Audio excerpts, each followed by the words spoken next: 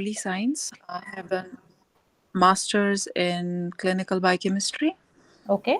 and I wanted to do something different from basically doing science. I'm done with doing science, so Okay. something different. That's what attracted me to this course. Moreover, the contents, I did check that the entire Okay. course, Okay. and I found it very interesting. So I thought, let's give it a try. Okay. ठीक है तज़किया. Ritu Kumari has also joined. Ritu,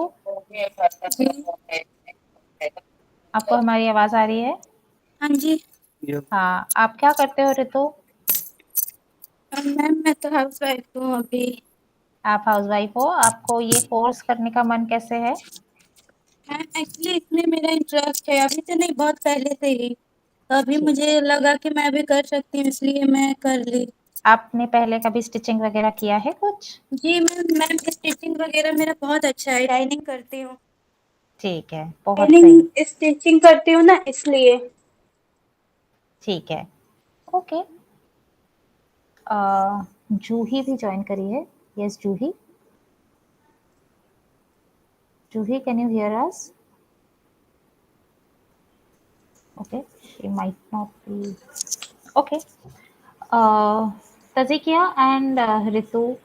Ritu, आप अपने आप को mute कर लीजिए please. Okay ma'am.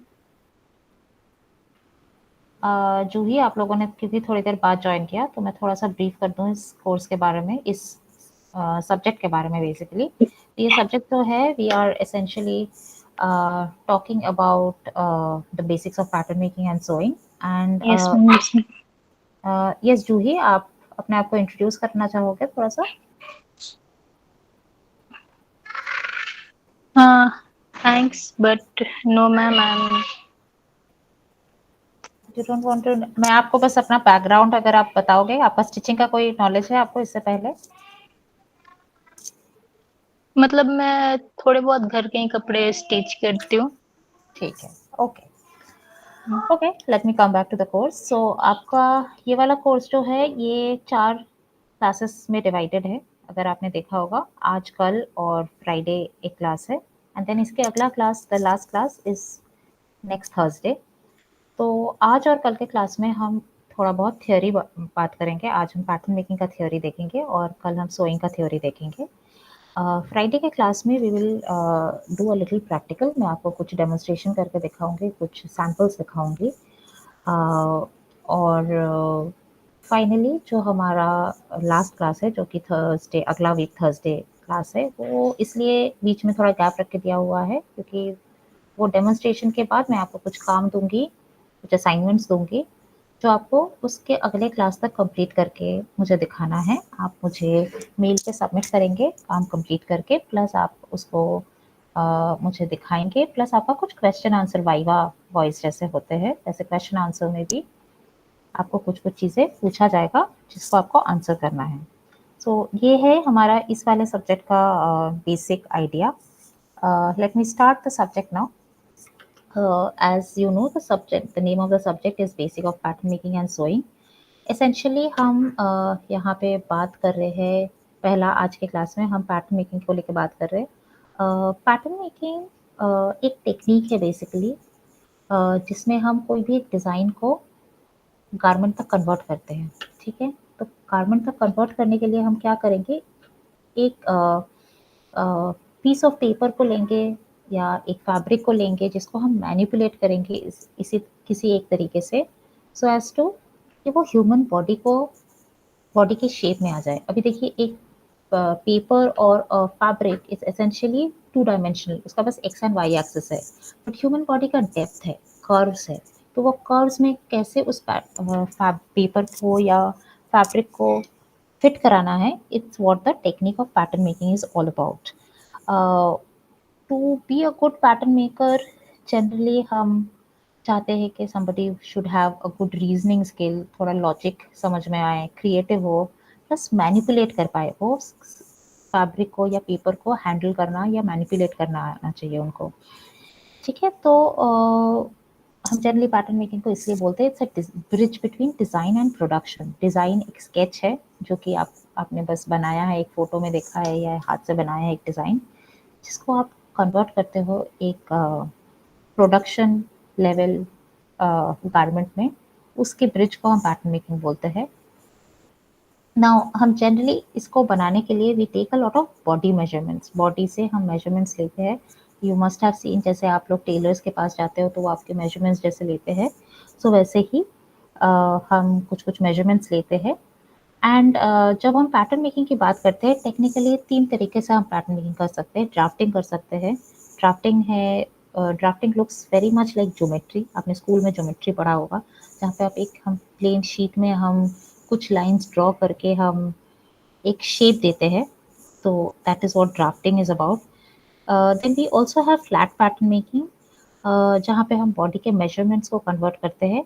और finally एक और टेक्निक है ड्रेपिंग, जहाँ पे हम फैब्रिक को फोल्ड कर करके, बॉडी में फोल्ड कर करके हम एक शेप में, गारमेंट के शेप में ले आते हैं। कहीं पे भी आप लोगों को कुछ दिक्कत होगा, कुछ समझ में नहीं आएगा, तो please stop me so that I can explain again. Flat pattern making से हम स्टार्ट करेंगे। फ्लैट पैटर्न मेकिंग बेसिकली यही है कि हम बॉडी के मेजरमेंट्स को ले रहे हैं और बहुत सारे टूल्स यूज़ कर रहे हैं, जैसे स्केल्स हो गए, स्केल्स हो गए, देयर आर पैटर्न मास्टर्स, में सारे टूल्स भी आज दिखाऊंगी आपको। सो ये सारे टूल्स को लेके हम पैटर्न्स बनाते हैं ना। अब जब हम पैटर्न बनाते हैं, हम पहले जो पैटर्न बनाते हैं, the first pattern that we make is called a basic pattern. ये बेसिक पैटर्न जो होता है, इसमें कोई सीम अलाउंसेस नहीं होते, कोई डिज़ाइन डिटेल नहीं होता है। बेसिक पैटर्न्स को हम कन्वर्ट करते हैं वर्किंग पैटर्न में। वर्किंग पैटर्न में क्या डिफरेंस होता है? वर्किंग पैटर्न में अगर कोई चेंजेस है, कोई डिज़ाइन का रिक्वायरमेंट है, वो सारा इनकॉर्पोरेट होता है। एंड फाइनली हम फाइनल पैटर्न बनाते हैं, जिसमें हम सारे इंफॉर्मेशन डालते हैं, कोई अगर डिटेलिंग है डालते हैं, जो भी सीम अलाउंस है, आप स्टिच करने के लिए एक्स्ट्रा फैब्रिक चाहिए, वो सीम अलाउंस जो है वो सारे डालेंगे। ये सारे इन्फॉर्मेशन जो आप देख रहे हो यहाँ पे, अभी शायद आपको पता है नहीं है, नॉचेस या सीम अलाउंसेस, हम इस सब के बारे में बात करेंगे धीरे धीरे करके एज वी मूव अहेड। सो एक चीज़ यहाँ पे, कुछ चीज़ें इंपॉर्टेंट है जो हमें जानना। फर्स्ट है, बेसिक पैटर्न हमारे 2 डायमेंशनल होते हैं, तो हमें ये समझना ज़रूरी है कि हम बॉडी के अराउंड डिज़ाइन करें। हम बॉडी को जब देखते हैं, हम फ्रंट से देखते हैं या बैक से देखते हैं, बट बॉडी हमारा 2 डायमेंशनल नहीं है, बॉडी हमारा 3 डायमेंशनल है। सो ये बहुत इंपॉर्टेंट है समझना कि साइड व्यू से भी गारमेंट कैसा दिखेगा। सो बेसिक पैटर्न आप जब बना रहे हो, ये आप ध्यान रखो कि आपका बॉडी के अराउंड वो आपका शेप जा रहा हो। सेकेंड इज़ के ये ज़रूरी है कि जो आपका पैटर्न है, उसका बॉडी पे कैसे वो फिट बैठ रहा है, वो चेक करना। सो उसके लिए हम क्या-क्या चेक करेंगे, हम गारमेंट हमारा बैलेंस्ड है कि नहीं, दोनों शोल्डर इक्वल हो रहे हैं कि नहीं, दोनों लेंथ्स इक्वल हो रहे हैं कि नहीं, प्रोपोर्शनेटली सही बैठ रहे हैं कि नहीं, डिज़ाइन के साथ वो मैच हो रहा है कि नहीं, ये सारी चीज़ें चेक करना। फाइनली जो क्या फैब्रिक हम यूज़ करने वाले हैं, कोई भी डिज़ाइन के लिए हम कोई भी फैब्रिक नहीं यूज़ कर सकते हैं। क्या फैब्रिक हम डिज़ाइन यूज़ करने वाले हैं, उसके हिसाब से भी हमारा पैटर्न चेंज हो सकता है, गारमेंट का फिट चेंज हो सकता है, फॉल भी चेंज हो सकता है। सो जब हम बेसिक पैटर्न के बारे में बात करते हैं, तो ये 3 पैटर्न हम, जो मैं परसों के क्लास में जो डेमोन्स्ट्रेशन आपको दूँगी, तो ये 3 पैटर्न को लेके हम बात करने वाले हैं। ये 3 पैटर्न है हमारा। पहला वाला, अगर you can see my pointer of the computer, you can see screen, these 2 are the bodice blocks। जो पहला 2 है फ्रंट बॉडिस, ये वाला हमारा फ्रंट बॉडिस है, ये हमारा बैक बॉडिस है। ये हमारा फ्रंट स्कर्ट है, राइट हैंड साइड वाला, left hand side is the back skirt, and this is the sleeve. ये 5 चीज़ों को लेके हमारा बेसिक पैटर्न सेट बनता है। ये इतना आपका बन जाए, इसके आगे आप जनरली विमेंस वेयर के कोई भी गारमेंट्स बना सकते हो। आप वो ब्लाउज बना सकते हो, स्कर्ट बना सकते हो, आप ड्रेसेस बना सकते हो, आपको कुर्ता बनाना है, आप कुर्ता बना सकते हो। तो ये 5 चीज़ें अगर आपके पास होती है, तो इसी को आप मैनिपुलेट करके, आप इस पे थोड़ा-सा चेंजेस करके आप कोई भी डिज़ाइन बना सकते हो। मैम प्लीज फिर से रिपीट कर दीजिए, वो जो 5 फिगर्स थे वो। ये 5 फिगर्स जो है, अच्छा ठीक है, ये जो पहला जो 2 आप देख रहे हैं, इन दोनों को हम बोलते हैं बॉडिस। बॉडिस क्या है? बॉडिस एक गारमेंट है जो कि हमारे नेक से वेस्ट तक होता है, ठीक ठीक है, नेक से वेस्ट को हम बोलते हैं अगर कोई गारमेंट कवर कर रहा है, स्लीवलेस गारमेंट जो नेक से वेस्ट तक कवर्ड है, उसको हम बोलते हैं बॉटिस, BOTICE। You can see the spelling here, ऊपर लिखा हुआ फ्रंट एंड बैक बॉटिस ब्लॉक। तो ये है हमारा फ्रंट बॉटिस, ये है हमारा बैक बॉटिस, ठीक है। ये दोनों मिला के हमारा बॉटिस ब्लॉक तैयार होता है। ये वाला जो है, ये दोनों, ये हमारे स्कर्ट ब्लॉक्स है। ये राइट हैंड साइड वाला है हमारा front skirt, left hand side वाला है हमारा बैक स्कर्ट, ठीक है। मैम ये और नॉचेस जो दिख रहे हैं ये क्या है? ये नॉचेस नहीं शर्ट है, में जो नॉच ये नॉचेस नहीं है, ये डार्ट्स है, ठीक है। डार्ट्स डार्ट्स के बारे में हम थोड़ा और आगे बात करेंगे, बट अभी फिलहाल के ये समझ लीजिए, हमारा बॉडी अगेन क्योंकि 3D है, तो अगर मैं स्ट्रेट एक पैटर्न को उस बॉडी पे लगाना चाहूँ तो वो फिट तो होगा नहीं, कहीं पे लूज होगा, कहीं पे टाइट होगा। तो जहाँ पे फैब्रिक्स एक्स्ट्रा है, जहाँ पे वो लूज हो रहा है, वहाँ पे हम फैब्रिक को फोल्ड करते हैं ताकि वो बॉडी के शेप पे बैठ जाए, ठीक है। उसको हम बोलते हैं डार्ट, DART, ठीक है। तो ये जो आप देख रहे हैं, जिसको आपको नॉच जैसा लग रहा है, ये नॉच नहीं है, ये डार्ट है। स्कर्ट में है, स्कर्ट के वेस्ट में है, यहाँ पे बॉडिस के शोल्डर में है, नीचे भी है, ठीक है, वेस्ट में भी है। ये सारे को हम डार्ट्स बोलते हैं। और फाइनली ये वाला जो पैनल है, ये हमारा स्लीव पैनल है, फुल स्लीव पैनल है। इसको आप छोटा करना है छोटा कर सकते हो, थोड़ा इसमें एक्स्ट्रा वॉल्यूम ऐड करना है वॉल्यूम ऐड कर सकते हो, बट ये हमारा बेसिक फिटेड स्लीव है। मैडम Is जो this clear? बॉडीज का दिखाया है, बॉडीज का फर्स्ट और सेकंड फिगर जो है उसमें जो डार्ट आपने जो विड्थ है उसकी क्या बैक में विड्थ ज्यादा होती है और फ्रंट में कम होती है?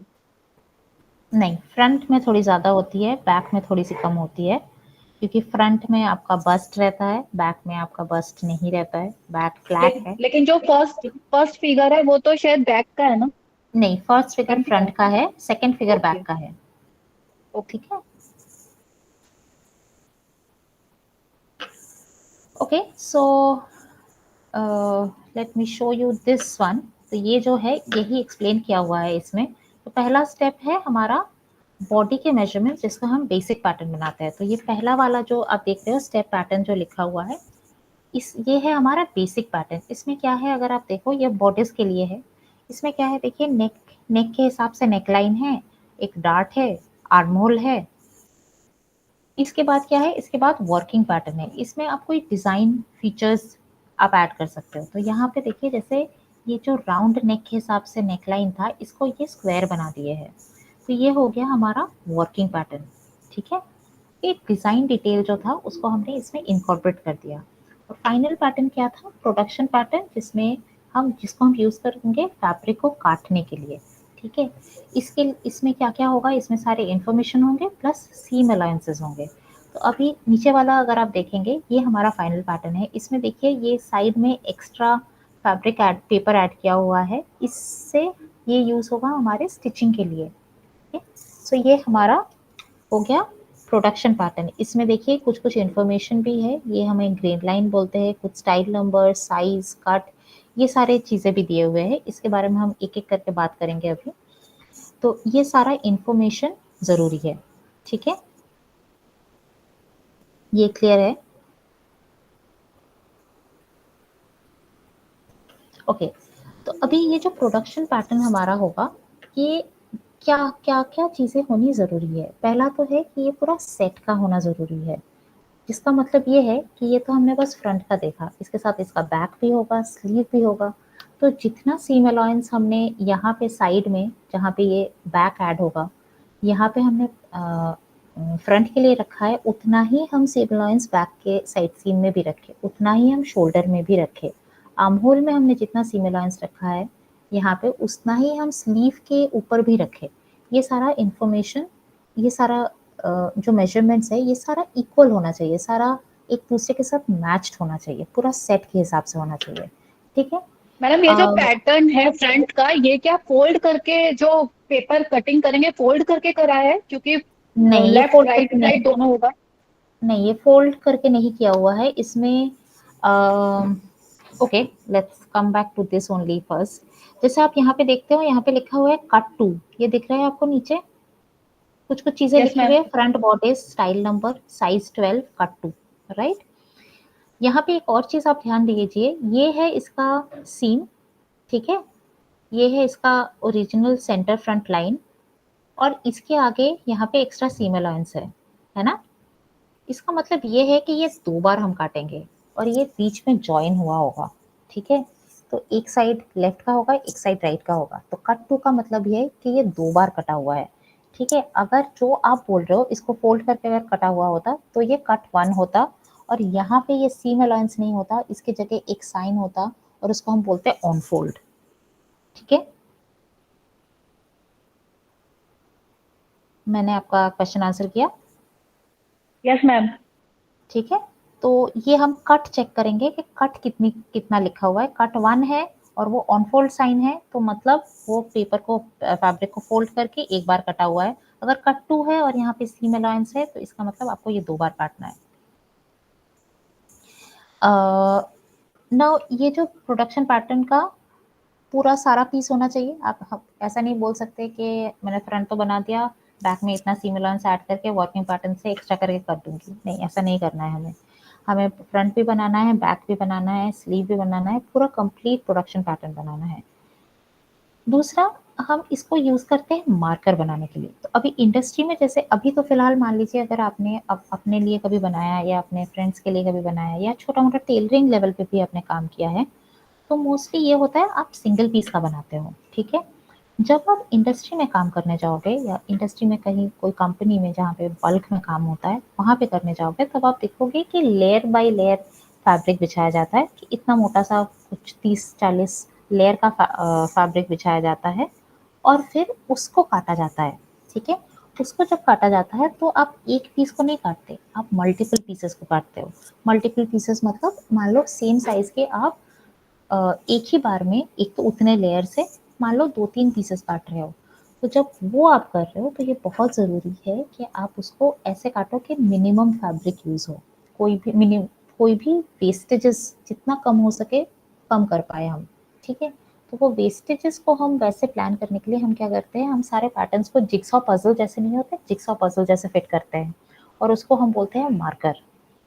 और ये मार्कर को हम वो फैब्रिक के ले के ऊपर रख के कटिंग करते हैं। क्योंकि ये सारा काम एक जना तो कर नहीं रहा है, कोई मार्कर बना रहा है, कोई कटिंग कर रहा है, कोई मार्कर बना रहा है, इसलिए वो पैटर्न में सारा इंफॉर्मेशन होना ज़रूरी है, ताकि कोई भी जो पैटर्न कटिंग कर रहा हो वो उसको ईजिली ट्रांसलेट कर पाए, समझ में आ पाए उसको कि वो एग्जैक्टली वो करना कैसे है उसे। जैसे आपने अभी पूछा कि ये फोल्ड करके काटना है या 2 बार काटना है, बट क्योंकि वो इन्फॉर्मेशन लिखा हुआ है साफ साफ, तो हमें पता है कि वो फोल्ड करके नहीं, उसको हमें 2 बार काटना है।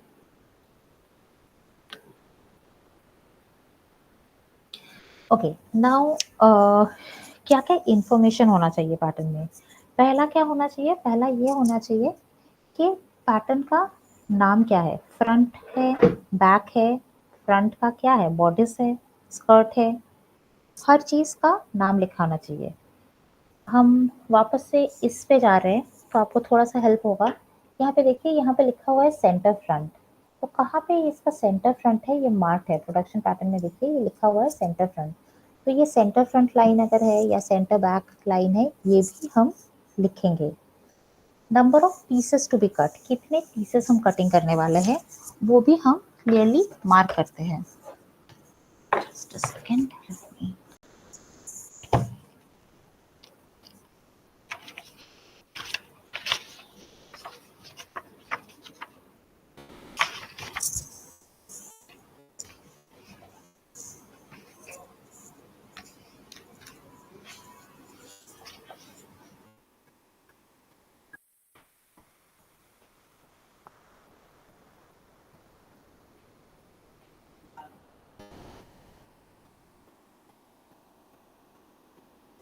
जैसे मान लीजिए ऐसा है आपका पैटर्न जो हमने अभी देखा, अगर उस पे ये वाला साइन है, एक एरो ऐसे जाके फिर वापस इस एज पे पहुंच रहा है, ये हमारा सेंटर फ्रंट मैम दिख नहीं रहा है, मैम दिख नहीं रहा दिख रहा पेपर। है, अब दिख रहा है, हाँ मैम दिख रहा है। ठीक है। तो अगर ये वाला एरो मार्क्ड है ऐसे, ठीक है, तो ये वाला एरो का मतलब हो जाता है ऑन फोल्ड, ठीक है। तो इसका मतलब ये है कि कहाँ पे वो फोल्ड होना है, कहाँ पे फैब्रिक को फोल्ड करके हम मार्क करने वाले हैं, ठीक है। नेक्स्ट क्या है, नेक्स्ट है बैलेंस लाइंस। अगर यहाँ पे आप जाएंगे तो देखिए यहाँ पे कुछ मार्क्स दिख रहे हैं आपको, छोटे छोटे कॉर्नर्स पे, यस मैम। ठीक है। इसको हम बोलते हैं नॉचेस बेसिकली, ठीक है। ये नॉचेस किस लिए है, ये नॉचेस है कि जब हम बैक को वापस यहाँ पर लगाएंगे तो यहाँ से यहाँ तक शोल्डर का मैचिंग होना चाहिए, यहाँ से यहाँ तक साइड सीम का मैचिंग होना चाहिए, ठीक है। तो ये पूरा पूरा लेंथ ताकि मैच हो, इसके लिए हम ये नॉचेस लगाते हैं। अब देखिए बॉर्डर्स तो फिर भी छोटा वाला एक पैटर्न है, जहाँ पे आपका साइड सीम का लेंथ हार्डली 8 इंच का होता है, या शोल्डर अबाउट 4.5-5 इंच का होता है एटमोस्ट। तो ये मैच करना उतनी बड़ी बात नहीं है। जब आप मान लो स्कर्ट बनाने लगोगे जो लहंगा के लेंथ का है, जिसमें पूरा लेंथ आपका 40 इंच भी हो सकता है, तो वहाँ पे ये सारे छोटे छोटे नॉचेस मार्क करना ज़रूरी है थोड़े थोड़े डिस्टेंस में, सो दैट आप बैलेंस कर पाओ कि पूरा ऐसा ना हो कि एक, और आप जब मशीन में काम करोगे, आप इंडस्ट्रियल मशीन में स्पेसिफिकली जब काम करोगे, बहुत कॉमनली होता है कि एक फैब्रिक 2 लेयर है, एक फैब्रिक नीचे वाला निकल जाता है, ऊपर वाला हाथ में रह गया। तो ताकि आप थोड़ा थोड़ा स्टिच करो और थोड़ा थोड़ा मैच करते रहो, इसके लिए हम नॉचेस यूज करते हैं, ठीक है। फिर क्या है, मैम ये जो अभी आप पैटर्न बता रहे हो, ये पेपर पे कटिंग बता रहे हो तो या डायरेक्ट क्लॉथ पे फैब्रिक पे ही करना मैं है? पेपर बता रही हूँ, पेपर पे ही बता रही हूँ। पेपर को हम तो ये कन्वर्ट पेपर पे हम डॉट्स लगाएंगे या नॉचेस जो आपने बताया वो डॉट्स लगाएंगे? नॉचेस मैं आपको मैं जिस दिन डेमो दिखाऊंगी आपको नॉचेस कैसे बनाते हैं, मैं वो भी बना के दिखाऊंगी।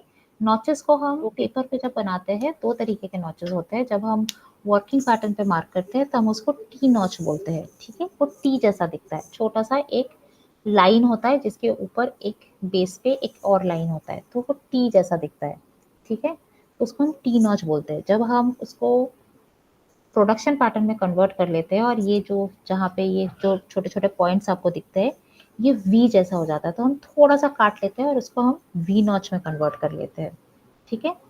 तो ये जिस दिन मैं आपको परसों जिस दिन मैं डेमो करके दिखाऊंगी, मैं आपको बना के दिखाऊंगी कि वी नॉच और टी नॉच दोनों अलग कैसे होता है और कैसे बनाते हैं हम इसको, ठीक है। Yes ma'am. ओके। फिर अगला क्या है, अगला है हमारे सीम अलाउंसेस। सीम अलाउंसेस हम जब करेंगे, जैसे कल हम जब क्लास करेंगे हम तब हम सोइंग के बारे में बात करेंगे। सीम अलाउंस जब आप ले रहे हो तब आपको एक चीज़ ध्यान रखना है, आप किस तरीके का सीम डालने वाले हो। अगर आप स्ट्रेट सीम डाल रहे हो तो फिर एक नंबर ऑफ सीम अलाउंस चाहिए। अगर आप उसको फोल्ड करने वाले हो तो आपका सीम अलाउंस अलग होना चाहिए। अगर उसका लेंथ बहुत लंबा है तो अलग तरह का सीम अलाउंस होना चाहिए, ठीक है। तो डिपेंड करता है आप कैसा सीम यूज करो। सीम बेसिकली क्या होता है, जब हम 2 फैब्रिक को साथ में जोड़ते हैं तो एक स्टिच यूज होता है बीच में, 2 फैब्रिक को जोड़ने के लिए एक स्टिच यूज करते हैं हम, हाँ। तो वो जो जॉइंट है उस जॉइंट को हम सीम बोलते हैं। तो उसके लिए हमें एक्स्ट्रा फैब्रिक चाहिए और एक्स्ट्रा पेपर चाहिए, उस एक्स्ट्रा को हम बोलते हैं सीम अलाउंस। अब ये कितना एक्स्ट्रा चाहिए ये डिपेंड करता है कि किस तरीके का सीम है। अगर हम बस एक स्टिच से हम उसको स्टिच करने वाले हैं तो थोड़े से छोटा सा सीम अलाउंस से भी काम चलता है, 1 सेंटीमीटर। बट अगर हम कुछ ऐसा बनाएंगे जैसे हमारे फ्रेंच सीम्स हो गए जिसमें थोड़ा सा ज़्यादा चाहिए होता है, मे बी 1.5 सेंटीमीटर चाहिए हो सकता है, depending on what seam we are using our seam allowances might change, the width of the seam allowance might change। इसीलिए अगर आप यहाँ पे अगर वापस देखो, यहाँ पे देखिए सीम अलाउंस ज़्यादा है इस साइड में, शोल्डर में कम है, आर्म होल में भी कम है ना। तो अलग अलग सीम अलाउंसेस अलग अलग है। फिर क्या है, फिर हमारे कंस्ट्रक्शन लाइंस है, अगर डार्ट्स है, बटन होल्स है, ये सारी चीज़ों का अलग अलग मार्किंग होना चाहिए। जैसे इसमें क्लियरली डार्ट को इन्होंने मार्क करके रखा है, ठीक है। तो ये जो ओपन ट्रायंगल जैसा जो दिख रहा है आपको, ये हमारा डार्ट है। तो ये क्योंकि क्लियरली मार्क्ड है तो हमें पता है कि ये वाला हमारे डार्ट्स होने वाले हैं और इसको हमें वापस से फोल्ड करना पड़ेगा। इसमें कुछ मैम और भी डार्ट के चीजें टाइम में भी सिम अलाउंस रखते हैं क्या?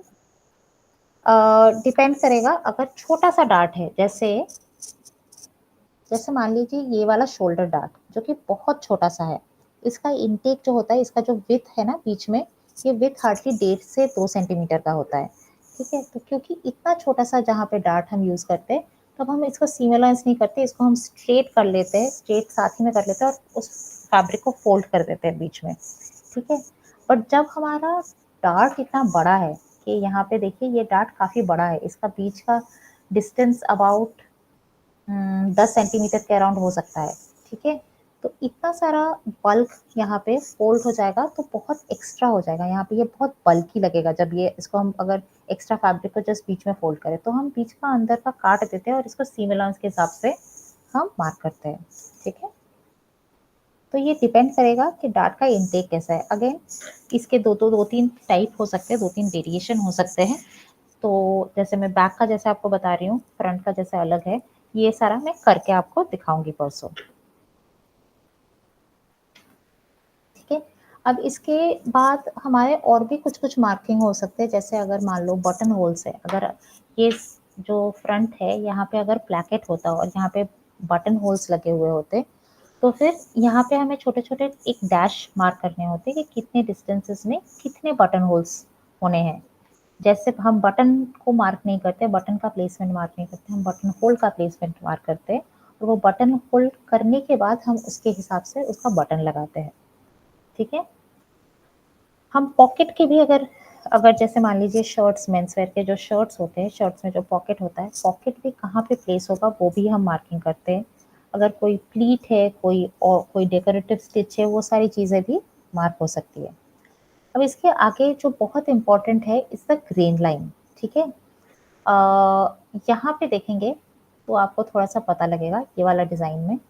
यहाँ पे देखिए एक लाइन है, आपको दिख रहा है ये वाला लाइन, यस मैम। ठीक है।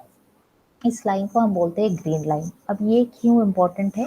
ये इम्पोर्टेंट है क्योंकि आप जब कोई भी फैब्रिक लेते हो, आपको आप देखे होंगे कि आपने फैब्रिक का थान देखा होगा, जैसे दुकानों में मिलता है रोल में या फोल्ड करके। तो एक दोनों साइड होते हैं जो कि बहुत टाइटली वीव किया होता है, जिसमें थोड़ा सा कैंची चलाना होता है तभी आप फैब्रिक को फाड़ पाते हो। देखा है कभी? Yes ma'am. है ना? सो बेसिकली वो जो टाइटली विवन वाला पार्ट है उसको हम बोलते हैं सेल्वेज, SELVEDGE, सेल्वेज, ठीक है। ये सेल्वेज के पैरेलल जो धागे जाते हैं, जब आप कोई भी फैब्रिक देखते हो, फैब्रिक में एक 90 डिग्री मतलब एक सेल्वेज के पैरेलल एक धागा जा रहा है, सेल्वेज के परपेंडिकुलर दूसरा धागा जा रहा है, करेक्ट। सेल्वेज के पैरेलल जो धागे जा रहे हैं उसको हम बोलते हैं वार्प, WARP, वार्प। और सेल्वेज के परपेंडिकुलर जो धागे जा रहे हैं उसको बोलते हैं हम वेफ्ट, WEFT, वेफ्ट। नाउ हमारे कोई भी गारमेंट्स जो है उसके लेंथ हमेशा हमें वार्प की तरफ बनाना है। क्यों बनाना है? एक मिनट, बात था ये, ओके। हाँ, अगर ये आप देखो तो आपको थोड़ा समझ में आएगा, बेटर समझ में आएगा। सेल्वेज अभी हम जो मैं बता रही थी वो ये है, ये देखिए ये फैब्रिक के मैडम जो साइड में ऐसे, जो सेल्वेज के परपेंडिकुलर है उसको वेफ्ट कहेंगे ना? उसको हम वेफ्ट बोलेंगे, करेक्ट, ओके। ठीक है। ये देखिए ये जो ब्रांडिंग किया हुआ है, ब्रांड्स के नाम लिखे हुए, इसको हम सेल्वेज बोलते हैं, ठीक है। अब हमारे जो फैब्रिक्स है, इसके जो धागे जो ऐसे ऐसे जा रहे हैं, इसके पैरेलली जा रहे हैं, ये हो गए हमारे वॉर्प, जो कि ये है लेंथ वाइज, ठीक है। जो इसके परपेंडिकुलर जा रहे हैं वो हो गए हमारे वेफ्ट, ठीक है। हम कोई भी गारमेंट बनाएंगे, ये ज़रूरी है मोस्ट केसेस में कि हम उसको वर्क की तरफ लेंथ में गारमेंट को बनाएं, ठीक है। इसका मतलब क्या है? इसका मतलब है ये जो ग्रेन लाइन है इसको हम बोलते हैं ग्रेन लाइन, जो वर्क की तरफ जो लाइन जा रहा है इसको हम बोलते हैं ग्रेन लाइन, ठीक है। तो ये लेंथ वाइज ग्रेन जो दिया हुआ है ना, अब मैं वापस से ये डिज़ाइन में जा रही हूँ, ये जो लेंथ वाइज ग्रेन दिया हुआ है इसका मतलब ये है कि इसके पैरेलल है हमारा सेल्वेज, ठीक है। इस लाइन के पैरेलल है हमारा सेल्वेज। अब इससे क्या फ़ायदा होगा? इससे फ़ायदा ये होगा कि वॉर्प के कंपैरिजन में वेफ्ट में हमारा स्ट्रेचेबिलिटी ज़्यादा होता है, फैब्रिक थोड़ा स्ट्रेच ज़्यादा ज़्यादा होता है वेफ्ट की तरफ। और हम जब बैठते हैं कपड़े पहन के, हम जब बैठ रहे हैं, बेंड हो रहे हैं, मूव कर रहे हैं, तो हमें विड्थ की तरफ ही स्ट्रेचेबिलिटी चाहिए, हमें लेंथ पे स्ट्रेचेबिलिटी नहीं चाहिए। समझ में आ रहा है ये आप लोगों को? मैम एक बार फिर से रिपीट करिए, वेफ्ट की स्ट्रेचेबिलिटी ज्यादा होती है वेब के। वेफ्ट की स्ट्रेचेबिलिटी ज्यादा होती है एज कंपेयर टू वॉर्प। ठीक है। अब अगर अगर इधर ये ग्रेन लाइन के पैरेलल मेरा वॉर्प है तो इसका मतलब है गारमेंट की विड्थ की तरफ मेरा वेफ्ट है ना। हेलो। Yes ma'am. है ना। तो अगर गारमेंट की विड्थ की तरफ वेफ्ट है, अब सोचिए आप जब गारमेंट पहनते हो और आप जब बैठते हो तो गारमेंट फैलता कहाँ पे है, स्ट्रेच कहाँ होता है, विड्थ की तरफ ही होता है। या आप जब बेंड होते हो, आप जब चलते हो, आप जब रन करते हो, गारमेंट स्ट्रेच कहाँ होता है, वेस्ट हमारे इसी तरह साइड में होता है, विड्थ की तरफ यस हमारे मैम। वेस्ट में हो रहा है हाँ या हिप में हो रहा है या बस्ट में हो रहा है, लेंथ में तो हाँ। स्ट्रेच नहीं हो रहा है। तो हमें स्ट्रेचेबिलिटी चाहिए चाहिए विड्थ की तरफ, इसीलिए हम गारमेंट को हमेशा वॉर्प के पैरेलल काटेंगे ताकि इधर ये स्ट्रेच हो पाए। ठीक है। अब आया समझ में। Yes ma'am. Yes, ma'am. ठीक है। तो अब क्योंकि ये जरूरी है, इसलिए हमारा ये जो अगर अब अभी आप देखिए ये वाला जो ग्रेन लाइन है, इसको ये जो लाइन है इसको हम ग्रेन लाइन बोलते हैं, और इस डायग्राम में इसके दोनों साइड में दो एरोज है। ठीक है, दिख रहा है आपको। Yes ma'am. ठीक है। इसका मतलब ये है कि अगर फैब्रिक का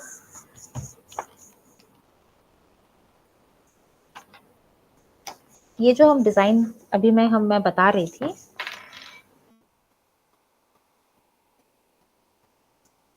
इसका मतलब ये है कि अगर ये सेल्वेज है, ये दिख रहा है आप लोगों को। थोड़ा सा थोड़ा और पास लाना पड़ेगा मैम। अब हाँ अभी दिख रहा है। हाँ जी ठीक है। दिख रहा अब देखिए ये जो दो लाइंस है, ये मान लीजिए दो सेल्वेजेस हैं। ठीक है। इसके बीच में ऐसे मैंने गारमेंट को प्लेस किया, पैटर्न को प्लेस किया है कटिंग करने के लिए। ठीक है। इसका मतलब ये है कि इसका ग्रेन लाइन ऐसा है। है। Yes ma'am. करेक्ट। अब ये दो साइड एरो का मतलब क्या है कि मैं पैटर्न को चाहे ऐसे प्लेस करूं या ऐसे प्लेस करूं, दोनों में ही मेरा गारमेंट सही होगा। ठीक है। ओके। Yes, ma'am. ठीक है। बट ये काम कब करेगा, ये काम तभी करेगा जब आपका फैब्रिक सॉलिड है, सॉलिड कलर का है। ठीक है।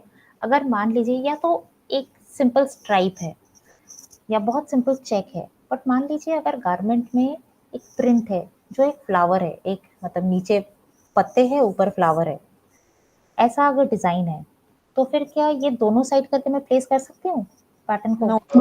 No ma'am. तब नहीं। एक स्पेसिफिक साइड करके प्लेस प्लेस करना पड़ेगा। तो जो Mm-hmm. साइड ऊपर होना चाहिए मेरा एरो बस उसी साइड में होगा, दूसरे साइड में मेरा एरो नहीं होगा फिर। ठीक है। Okay. तो फिर ग्रेन लाइन यस तो मैम। होगा हर जगह पे, बट वो एरो एक साइड होना है या दोनों साइड होना है, वो डिपेंड करेगा कौन से फैब्रिक पे मैं इसको काटने वाली हूँ, मेरा डिजाइन कैसा है। ठीक है। फिर क्या है, फिर है हमारे पैटर्न के साइजेस।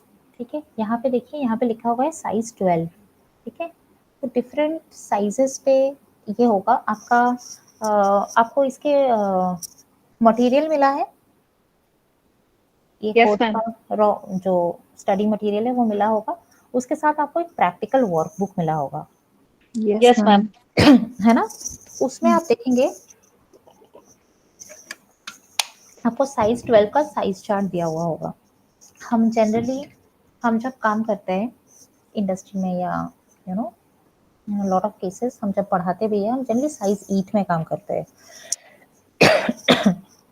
साइज 8 हमारा जनरली स्टैंडर्ड साइजेस है, बट एनीवेज आप लोगों को इसमें साइज 12 दिया हुआ है।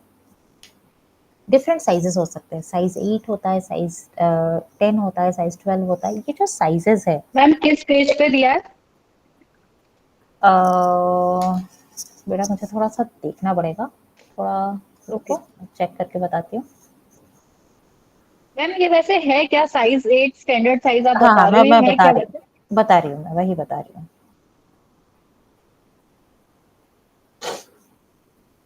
हम्म,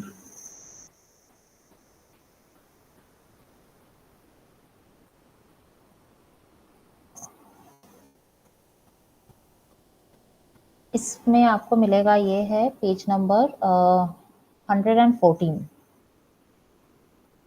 और 12 मतलब पता नहीं, ये देखिए जो प्रैक्टिकल वर्कबुक है उसका 12, बट नीचे जो नंबर लिखे है उसमें 114। प्रैक्टिकल वर्कबुक का 12, पेज नंबर 12 में अगर जाएंगे तो उसमें मिल जाएगा हाँ आपको, मैम, मिल गया, मेजरमेंट ऑफ साइज 12 वुमेन। है ना। ठीक है, ये इसका पूरा डिटेल मिल जाएगा आपको। अच्छा, साइज क्या होता है, अब पहले उस पर बात करते हैं। अभी इंडिया का ना साइजिंग सिस्टम बहुत अच्छा है नहीं, अभी काम चल रहा है, कुछ प्रोजेक्ट्स हुए हैं। जो साइजिंग सिस्टम आपको ये दिख रहा है, ये बेसिकली हम यूके के साइजेस यूज करते हैं, ठीक है, यूनाइटेड किंगडम के। यूएस साइजेस, यूके साइजेस, बहुत सारे साइजेस है, तो हम ये साइजेस यूज करते हैं। और डिफरेंट साइजेस होते हैं, साइज 0 से इनफैक्ट डबल 0 बोल के भी साइजेस है, जहाँ पे मेजरमेंट के हिसाब से हम उसको सेट करते हैं।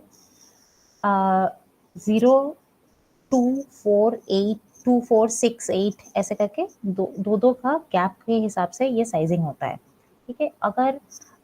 अगर आप नंबर के हिसाब से बोलो तो नंबर बहुत अच्छा सेंस बैठता नहीं है। साइज 8 का अगर आप मेजरमेंट चेक करने जाओ तो उसका चेस्ट अबाउट 36 इंचेस के अराउंड बैठता है, ठीक है, 34 टू 36 इंचेस के बीच में बैठता है, 35-36 इंचेस के बीच में मैम बैठता है। डिफरेंट ब्रांड के डिफरेंट डिफरेंट साइज मिलते हैं, जैसे मीडियम अगर बीबा का है कुछ और मिलेगा, डब्लू का हाँ है हाँ, मैं कुछ आ और रही हूँ मिलेगा। बेटा, रुक जाओ, विल कम टू दैट। अभी फिलहाल हम जो बात कर रहे हैं ये हमारे स्टैंडर्ड, ये कंट्री के स्टैंडर्ड साइजेस है, ठीक है, कंट्री वाइज स्टैंडर्ड साइजेस, ये हम ब्रांड पे नहीं आए हैं अभी, ठीक है। तो ये कंट्री वाइज जो ये लोग सर्वे करते हैं, बॉडी मेजरमेंट्स लेते हैं, तो इंडिया का भी रिसेंटली हुआ है और बहुत जल्दी आपको इंडिया का भी ऐसे प्रॉपर साइजेस मिल जाएगा। बट क्योंकि इतने सालों तक इंडिया का था नहीं, तो हम ये यूएस या यूके के साइजेस यूज करते थे, ठीक है। और ये जो थे, ये कंट्री ने स्टैंडर्डाइज किया था, कंट्री ने कहा था कि साइज 8 का मतलब ये मेजरमेंट होना चाहिए, चेस्ट इतना होना चाहिए, वेस्ट इतना होना चाहिए, बस्ट इतना, हिप इतना होना चाहिए, लेंथ इतना होना चाहिए, ठीक है। अब डिफरेंट ब्रांड्स ने क्या किया, डिफरेंट ब्रांड्स ने अपने हिसाब से थोड़े बहुत चेंजेस किए, ठीक है, क्योंकि आपको या मुझे ये समझना बहुत दिक्कत है कि साइज 8 मतलब क्या, 8 stands for what, 12 stands for what, correct.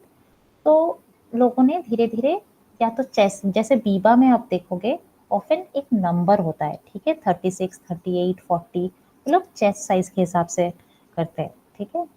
तो different brands different methods follow करने लगे अपने साइजिंग सिस्टम को और अपने लेबल्स को बनाने के लिए।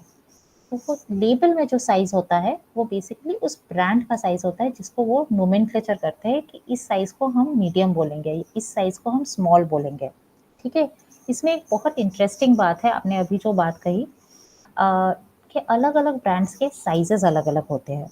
ये क्यों होते हैं, इसका एक कॉन्सेप्ट है, इसका कॉन्सेप्ट को हम बोलते हैं वैनिटी साइजिंग, ठीक है। आप अभी इंट्रोडक्शन टू, आपका एक कोर्स है introduction to fashion design, I am sure उसमें इसके बारे में शायद आप लोग बात करोगे। वैनिटी साइजिंग क्या होता है, वैनिटी वर्ड सुना है, have you heard this word vanity? नहीं, सुना है नो मैम। मैम। अच्छा ठीक है। वैनिटी का मतलब होता है वेन, सुना है वेन, या मतलब इसका मतलब बेसिकली एक घमंड होता है, ठीक है। वैनिटी साइजिंग का मतलब है कि आपकी ईगो को सेटिस्फाई करने के लिए आपको एक साइज दिया जा रहा है। इसका मतलब क्या है, इसका मतलब है किसी ब्रांड में आपका आइडियली शायद आप मीडियम पहनते हो, बट किसी ब्रांड में आप जाओगे और आपको स्मॉल फिट आ जाएगा और आपको लगेगा अरे वाह ये ब्रांड तो बड़ा अच्छा है, इसमें तो मुझे स्मॉल आ रहा है, अगली बार से मैं इसी से खरीदती हूँ, ठीक है। आपको मेंटली लगेगा कि आपको छोटा साइज फिट हो रहा है, ठीक है, जो कि है नहीं, है आपको मीडियम ही आ रहा था, बट क्योंकि आपको वो ब्रांड बोल रहा है कि अरे ये तो स्मॉल साइज तुमको आ गया, तो इसको हम, इस पूरे जो ये कॉन्सेप्ट है इसको हम वैनिटी साइजिंग बोलते हैं, कि आपकी ईगो को वो सेटिस्फाई कर रहा है कि अरे वाह ये तो बड़ा सही है, ठीक है। तो हेंस क्या होता है, हम अलग अलग ब्रांड लोगों को जस्ट अपने कस्टमर को खुश करने के लिए अलग अलग साइजिंग उस हिसाब से डाल देते हैं। इसीलिए आजकल आप देखोगे ज़्यादातर ब्रांड्स का साइज मैच नहीं करता, क्योंकि वो अपने हिसाब से साइज बिठा के रखे हैं, ठीक है। साइज का समझ में आया थोड़ा बहुत? यस। बट हम जो काम करेंगे हम वो स्टैंडर्ड साइजेस के साथ काम करेंगे। हम ये वैनिटी साइजिंग पे काम नहीं करेंगे, हम ब्रांड्स के साइजिंग पे काम नहीं करेंगे। हम काम करेंगे जो स्टैंडर्ड साइज है, साइज 12 अगर आपको वो मेजरमेंट दिया हुआ है that is the standard size for size 12। Size मैं जब आपको डेमोन्स्ट्रेशन दूंगी मैं साइज 8 का भी आपको थोड़ा बहुत बता दूंगी। That is basically the measurement of standard measurement of size 8। ठीक है। अच्छा, एक और चीज यहाँ पे अगर आप ध्यान दोगे, अभी आप पूछ रहे थे डार्ट के बीच में भी सीम अलाउंस होता है कि नहीं। यहाँ पे देखिए जैसे फ्रंट के बीच में सीम अलाउंस है, बट बैक का डार्ट देखिए ये कंटिन्यूअस डार्ट है, क्योंकि ये डार्ट का इनटेक छोटा है। ठीक है, इसको हम फोल्ड कर सकते हैं। इसमें अगर हम फैब्रिक को फोल्ड करते हैं तो बहुत सारा बल्क नहीं होगा, बट इसका सोचो इतना बड़ा सा अगर हम फोल्ड करेंगे तो यहाँ पे बहुत सारा बल्क आएगा, है ना। तो इसीलिए यस मैम। ये अलग अलग तरह के डार्ट के फोल्ड्स हैं। Next is style numbers. ठीक है, यहाँ पे देखिए, यहाँ पे एक स्टाइल नंबर दिया हुआ है 001 करके दिया हुआ है। तो अलग अलग गारमेंट का अलग अलग स्टाइल नंबर हो सकता है। जब आप बहुत सारे स्टाइल्स के साथ काम करोगे तो ये जरूरी है कि अलग अलग स्टाइल नंबर आप यूज करो। सॉरी।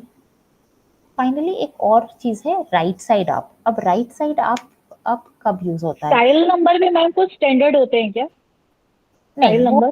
कंपनी टू कंपनी अपना ब्रांड के हिसाब से और कंपनी के हिसाब से लोग अपना स्टाइल नंबर सेट कर सकते हैं, कोई स्टैंडर्ड नहीं है। नाउ अभी देखिए ये वाला जो गारमेंट है इसको अगर हम स्टिच करते हैं, ये ऐसा फ्रंट और ऐसा बैक को अगर हम स्टिच करते हैं तो कुछ ऐसा दिखेगा। फ्रंट ऐसा दिखेगा, बैक ऐसा दिखेगा। ठीक है, इसमें राइट साइड आपका कोई सिस्टम नहीं है। ऐसा नहीं है कि इसको ऊपर करना है, इसको नीचे करना है। बट जब हम एसिमेट्रिकल बॉडीज को लेके काम करते हैं, आई डोंट नो अगर मैंने रखा था, जैसे मान लीजिए अगर मुझे कोई ऐसा डिजाइन करना है जो कि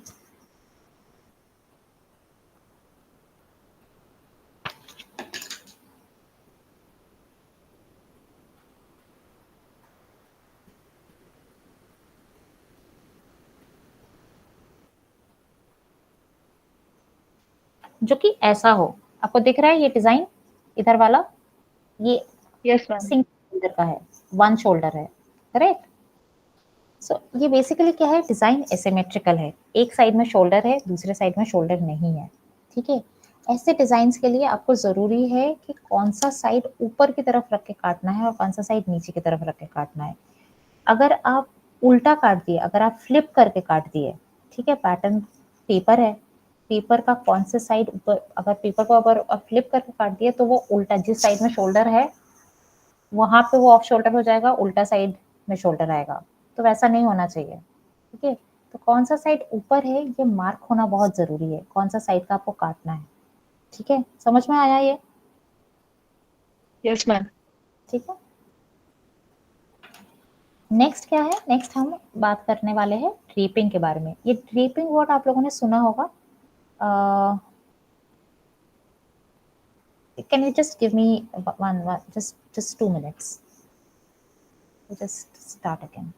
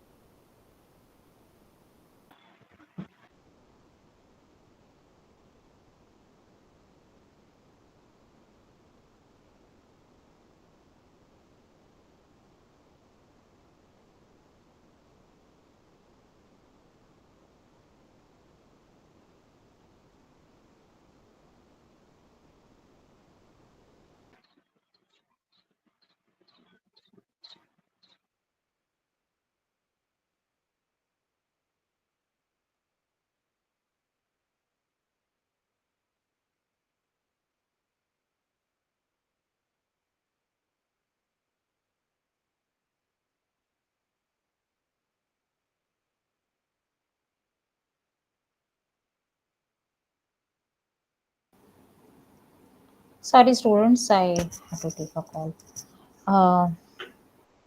Okay, let me just get that. ये ड्रेपिंग वर्ड आपने सबसे ज्यादा सुना होगा साड़ियों के कॉन्टेक्स्ट में, ठीक है। साड़ी को हम जब पहनते हैं उसको हम मोस्ट कॉमनली बोलते हैं ड्रेपिंग, साड़ी को ड्रेप करना, करेक्ट। तो हम जब साड़ी को ड्रेप करते हैं तो जनरली क्या करते हैं कि फैब्रिक को फोल्ड कर रहे हैं, प्लीट्स बना रहे हैं, अपने बॉडी के अराउंड रैप कर रहे हैं, है ना। तो ये बेसिकली 3 डायमेंशनल मेथड है। तो अभी आप जैसे पूछ रहे थे हम पेपर पे कर रहे हैं, पैटर्न्स हम पेपर पे कर रहे हैं या फैब्रिक पे कर रहे हैं। पैटर्न्स हम हमेशा पेपर पे करते हैं, जब ये ड्रेपिंग्स हम करते हैं तब हम फैब्रिक में करते हैं, ठीक है। तो हम फैब्रिक को लेते हैं, उसको फोल्ड करते हैं बॉडी फॉर्म पे, या अगर कोई मॉडल है आपका, कोई क्लाइंट है आपका, उसके ऊपर हम उसको फोल्ड करके प्लीट करके हम थोड़ा पिनअप करते हैं और फिर उसको कन्वर्ट करते हैं उस, और जनरली ये हम करते हैं एक मसलिन फैब्रिक पे, और इस मसलिन फैब्रिक को हम फिर पेपर पे ट्रांसफर करते हैं। ये हम क्यों करते हैं, ये थोड़ा कॉम्प्लिकेटेड वे है करने के लिए, बट ये हम क्यों करते हैं, ये इसलिए करते हैं क्योंकि अगर कोई डिज़ाइन है जो कि बहुत अनकन्वेंशनल है, बहुत सारे प्लीट्स है उसमें, बहुत सारा फोल्ड्स है, काउल नेक लाइन है, वैसे केसेस में ये बहुत ईजी होता है बनाने के लिए। आपको डायरेक्टली बॉडी में पता लग जाएगा कि वो दिखेगा कैसे, गारमेंट दिखेगा कैसे, फैब्रिक का फॉल कैसे आएगा, फ्लो कैसे आएगा, ये सब कुछ आपको ड्रीपिंग में क्लियरली दिख जाएगा। मैम मसलिन क्लॉथ में करने से क्या बेनिफिट होगा? वो तो बहुत सॉफ्ट और लूज होता है। या तो बकरम कोई हार्ड हो तो उस पे करने पे वो प्लेट्स आ जाएंगी। बकरम वो क्यों देखो, बोला है कि मसलिन क्लॉथ क्लॉथ का? का सॉफ्टनेस ही उसका बेनिफिट है, क्योंकि वो सॉफ्ट होता है तो आप जब प्लीट करते हो वो प्लीट प्रॉपरली बैठता है। दूसरा, मसलिन आप जब खरीदते हो, जनरली जब मार्केट से आप खरीदते हो, आपको often you will see that muslin आपको जो मिलता है मार्केट में ये सारे काम करने के लिए, उसमें थोड़ा सा स्टार्च डला हुआ होता है। तो बकरम तो बहुत टाइट हो जाता है बेटा, बकरम यूज करना और पेपर यूज करना ऑलमोस्ट एक ही बात हो गई। वो स्टिफ कर देगा, वो बॉडी के कर्व पे नहीं फॉल करेगा। आप सोचिए अगर आपको बकरम से साड़ी पहननी हो, कैसे होगा वो, नहीं होगा ना। तो जितना सॉफ्ट, उसके साथ थोड़ा सा अगर हमने उसको स्टार्च ऐड कर दिया, थोड़ा सा स्टिफनेस ऐड कर दिया वो स्टार्च से, तो वो प्लीट्स अच्छे से बैठेगी, ठीक है। Yes ma'am. अ, तो हम क्या क्या करते हैं, हम मसलिन से स्टार्ट करते हैं। मसलिन को हम प्रॉपरली कट करके उसको आयरन करके उसमें प्रॉपरली लैंडमार्क करते हैं। लैंडमार्क मतलब हम मान लीजिए नेक पॉइंट को मार्क कर लेंगे या बस्ट लेवल को मार्क कर लेंगे, कुछ कुछ चीज़ों को मार्क कर लेंगे। फिर उसके साथ हम ट्राई करेंगे, अगर हमें कोई स्पेशल कुछ नेकलाइंस बनाने हैं, कुछ कॉलर्स बनाना है, ये सारी चीज़ों के लिए, या तो अगर कोई हमें सरफेस डेकोरेशन करना है जो कि कहीं कहाँ प्लेस करना है, क्या सिलेक्शन कैसे करना है, वो सारी चीज़ें हमें समझने में ईजी हो जाता है ना। एक चीज़ इम्पॉर्टेंट है यहाँ पे कि ये थोड़ा टाइम कंज्यूमिंग है, महंगा भी है, क्योंकि आप मसलिन ले रहे हो, उसको तो काट रहे हो, पीट रहे हो, फिर उससे फिर से आप पेपर पे ट्रांसफ़र कर रहे हो, फिर उसको गारमेंट में ट्रांसफ़र कर रहे हो, क्योंकि वो तो मसलिन को तो आप गारमेंट में शिफ्ट कर नहीं सकते। तो थोड़ा पूरा प्रोसेस एक्सपेंसिव है। ये भी इम्पोर्टेंट है समझना कि मान लो अगर हमने मसलिन से किया और फिर बाद में मुझे वो गारमेंट बनाना है एक सूटिंग फैब्रिक में, तो शायद हो नहीं पाएगा, ठीक है।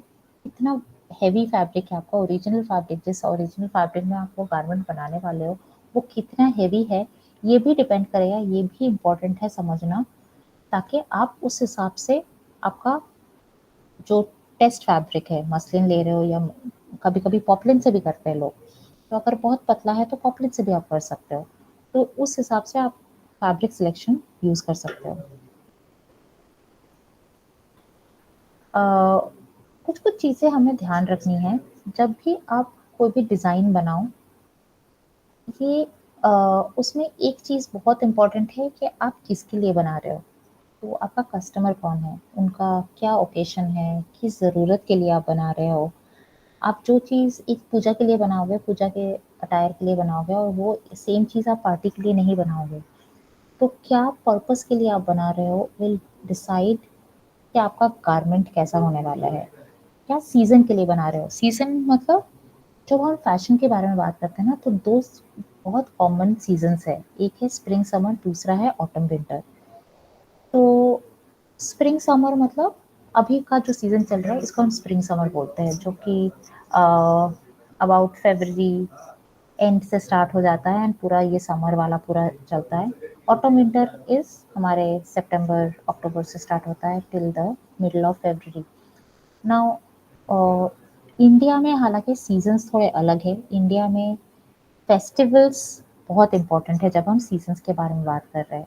तो हमारे दशहरे के लिए, दिवाली के लिए जो गारमेंट्स बनते हैं, जो डिज़ाइंस बनते हैं वो बहुत अलग होते हैं बाकी हमारे नॉर्मल स्प्रिंग समर या बाकी विंटर कलेक्शन के हिसाब से। एक चीज़ हम और ध्यान रखेंगे कि हम जनरली जो गारमेंट्स बनाते हैं, ये ड्रेपिंग के थ्रू ही बताइए या पैटर्न मेकिंग के थ्रू ही बताइए, ये हम जनरली चेक करते हैं, बनाते हैं ड्रेस फॉर्म्स में। ठीक है, ड्रेस फॉर्म्स देखे होंगे आप लोग जहाँ पे आप पिन कर सकते हो। ना ड्रेस फॉर्म्स पे आप जो भी करो, एक बार फाइनली आप अपने क्लाइंट पे चेक कर लो, ये बहुत ज़्यादा इम्पोर्टेंट है। ठीक है, एंड ऑफ कोर्स क्या कलर यूज़ करने वाले हो, उसके ऊपर क्या सरफेस ऑर्नामेंटेशन, अगर आप उस पर एम्ब्रॉयडरी करने वाले हो, प्रिंटिंग करने वाले हो, कोई स्पेशल फिनिश डालने वाले हो, ये सारी चीज़ों को भी ध्यान रखना है। मतलब ड्रेपिंग जो है वो बहुत ज्यादा हैवी क्लॉथ्स पे नहीं हो सकता है पॉसिबल। ऐसा नहीं है, लोग लेदर पे भी आजकल ड्रेपिंग करने लगे हैं, तो ऐसा कुछ ज़रूरी नहीं है कि ड्रेपिंग आप हैवी फैब्रिक पे नहीं कर सकते। लोग जरदोसी पे, अगर आपने सब्यसाची के डिज़ाइंस देखे, सब्यसाची मुखर्जी के डिज़ाइंस देखे होंगे आप लोगों ने, अगर आपने उनके डिज़ाइंस देखे होंगे तो आप यू मस्ट हैव रियलाइज दी वो बहुत ज़्यादा बनारसी जरदोसी उसमें काम करते हैं, स्टिल वो ड्रेपिंग यूज़ करते हैं। जरदोसी से हैवी इंडियन में क्या ही हो सकता है सोचिए, बट वो ड्रेपिंग टेक्निक यूज़ करते हैं। देयर आर फॉरेन डिज़ाइनर्स, जो यूरोपियन डिज़ाइनर्स है, उनमें से काफ़ी लोग लेदर पे काम करते हैं, रेक्सीन पे काम करते हैं। बट होता है, ऐसा नहीं है नहीं होता है, बट बस हमें ये ध्यान देना है कि अगर हमें हैवी फैब्रिक यूज़ करना है तो हमारा जो ड्रेपिंग का मटेरियल है वो भी हमें हैवी यूज़ करना है, फिर हम मसलिन पे नहीं कर सकते। ठीक है, मसलिन पे करके हम सिल्क ये यूज़ कर सकते हैं, बट उसके आगे कुछ नहीं यूज़ कर सकते। ठीक है, ओके, सो यहाँ पे कुछ कुछ चीज़ों को लेके हम ऑलरेडी बात कर चुके हैं। अभी सेल्वेज हमने बात किया। ठीक है, हमने ग्रेन्स के बारे में बात किया, ग्रेन लाइन जो कि वॉर्प या वेफ्ट ग्रेन हो सकता है, और एक बहुत इंपॉर्टेंट ग्रेन है जिसको हम बोलते हैं बायस ग्रेन। तो यहाँ पे जैसे देखिए, ये हम 90 डिग्रीज के बारे में बात कर रहे हैं, वॉर्प और वेफ्ट, इसके बीचों बीच एक और लाइन जा रहा है जो कि 45 डिग्री पे है। ठीक है, इसको हम बोलते हैं बायस ग्रेन। अब इसका इम्पोर्टेंस क्या है, इस पे हमारा स्ट्रेचेबिलिटी सबसे ज़्यादा होता है। मतलब अगर आप कोई भी फैब्रिक को डायगोनली स्ट्रेच करो तो देखो कि फैब्रिक बहुत ज़्यादा स्ट्रेच हो रहा है। ठीक है, आइडियली अगर हम देखें तो इस पे अगर हम गारमेंट बनाएंगे तो उसका फॉल और स्ट्रेचेबिलिटी सबसे अच्छा आएगा। बट इस पे एक प्रॉब्लम है, इसमें प्रॉब्लम ये है कि इसमें फैब्रिक वेस्टेजेस भी बहुत ज़्यादा बढ़ जाएगा। फैब्रिक वेस्ट इतना ही ज़्यादा होगा कि आपका कॉस्ट नहीं बैठ पाएगा। ठीक है, इसलिए जनरली हम बायस पे गारमेंट बनाते नहीं हैं, बट कभी कभी कुछ कुछ गारमेंट, जैसे मान लीजिए लहंगा के, जब लरी वाले लहंगा बनाते हैं जहाँ पे मल्टीपल कट्स होते हैं, उसको हम बायस पे कुछ कुछ पार्ट्स काट सकते हैं। जो हमारे अम्ब्रेला स्कर्ट्स होते हैं उसको हम बायस पे काट सकते हैं। तो वैसे चीज़ें जहाँ पे हमारा फॉल बहुत इंपॉर्टेंट है और वो हाउएवर वो फैब्रिक का बहुत सारा लेंथ लेने वाला है, तो वैसे केसेस में हम कुछ कुछ चीज़ें बायस पे काट सकते हैं।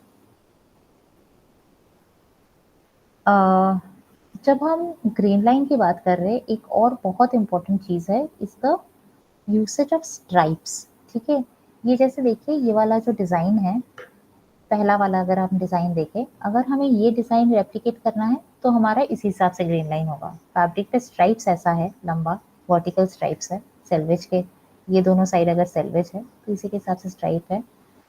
तो पहले डिज़ाइन के लिए तो सिंपल है, जो नॉर्मल हमारा ग्रेन लाइन है उसी हिसाब से होगा। बट अगर मुझे डिज़ाइन ऐसा चाहिए तो हमें पैटर्न को 90 डिग्री में टिल्ट करना पड़ेगा और हमें तभी ऐसा डिज़ाइन मिल सकता है। अगर मुझे ये चाहिए तो फिर गारमेंट को हमें 45 डिग्री में टिल्ट करना पड़ेगा तो पैटर्न मैडम इस को। समय जो आपने बताया था कि स्ट्रेचेबिलिटी ज्यादा होती है वेफ्ट की तरफ, तो फिर इस समय तो वो नहीं वो होगा। होगी नहीं, ऑफ कोर्स वो होगी नहीं, बट वही है कि अगर डिजाइन का रिक्वायरमेंट ऐसा है तो फिर हमें करना पड़ेगा। तो नहीं होगी तो फिर in that case we will rather not make it very tight. हम ट्राई करेंगे थोड़ा सा ईज रख के, थोड़ा सा एक्स्ट्रा फैब्रिक रख के हम स्टिच करें और पैटर्न बनाएं, ताकि बहुत ज़्यादा टाइट ना हो जाए ये, ठीक है। But at the same time अगर डिज़ाइन का रिक्वायरमेंट ऐसा है तो फिर हमें ये करना पड़ेगा, ठीक है। Yes ma'am. अभी फिर finally almost eight the end of the session, we are going to talk about the tools that are used in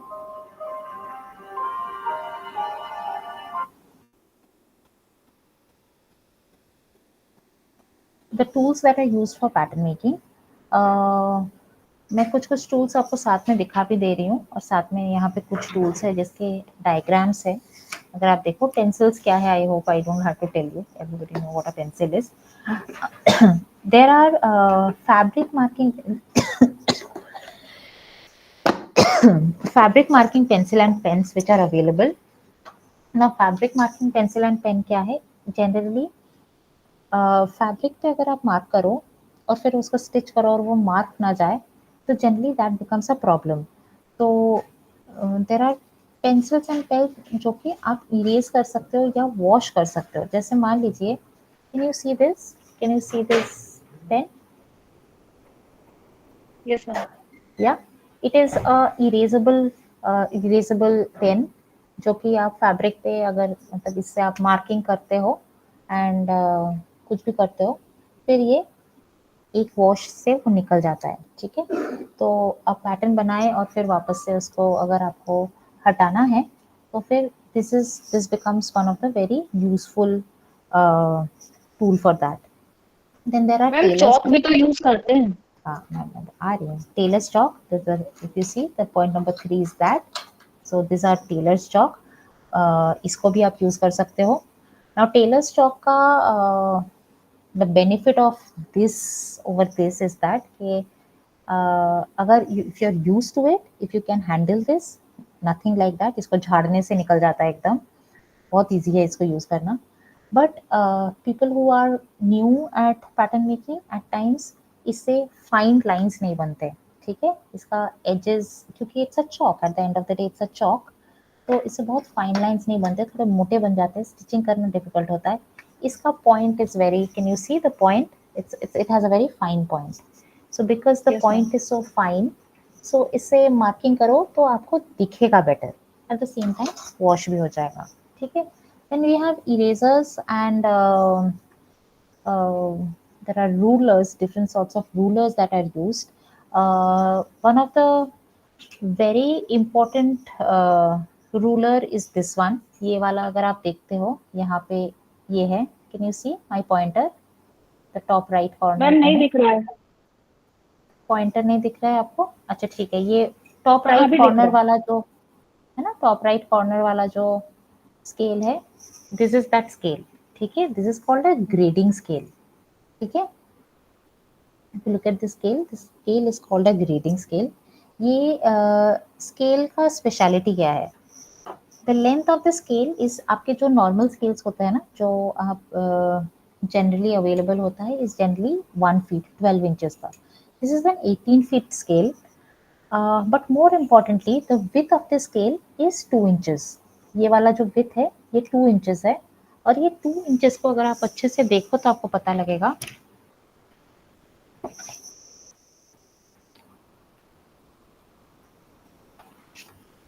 this 2 inches is divided into 2 parts. यहाँ पे बीच में से एक लाइन दिख रहा है आपको, यस मैम। ठीक है। So this is 1 inch, this is 1 inch, ठीक है। So it has a clear demarcation of 1 inch and 1 inch. एक साइड में इंचेस है, एक साइड में सेंटीमीटर्स है, जो कि हर एक जगह पे होता है, that is fine. But if you look at it, ये हर एक इंच के बीच में there are this small squares, can you see this? Yes ma'am. And even हर एक सेंटीमीटर के बीच में there are this small squares, can you see? Yes ठीक मैम। है ना। इसका नाम ग्रेडिंग स्केल क्यों है? ये इसका नाम ग्रेडिंग स्केल इसलिए है क्योंकि जब हम पैटर्न बनाते हैं तब तो हम एक बेस साइज में बनाते हैं। अभी हम साइजेस के बारे में बात कर रहे थे, तो मान लीजिए आपने साइज 12 में पैटर्न बना लिया, ठीक है, बट आपके पास आपने एक डिज़ाइन बना लिया साइज 8 में, बट आपके पास अभी कोई ऑर्डर आ गया जो आपको बोल रहा है अरे आपने ये वाला जो डिज़ाइन बनाया था इसको आप साइज 8 में भी दे दीजिए, कुछ कुछ पीसेस 8 में भी दे दीजिए, कुछ पीस 10 में भी दे दीजिए, 12 में भी दे दीजिए, 14 में भी दे दीजिए, ठीक है।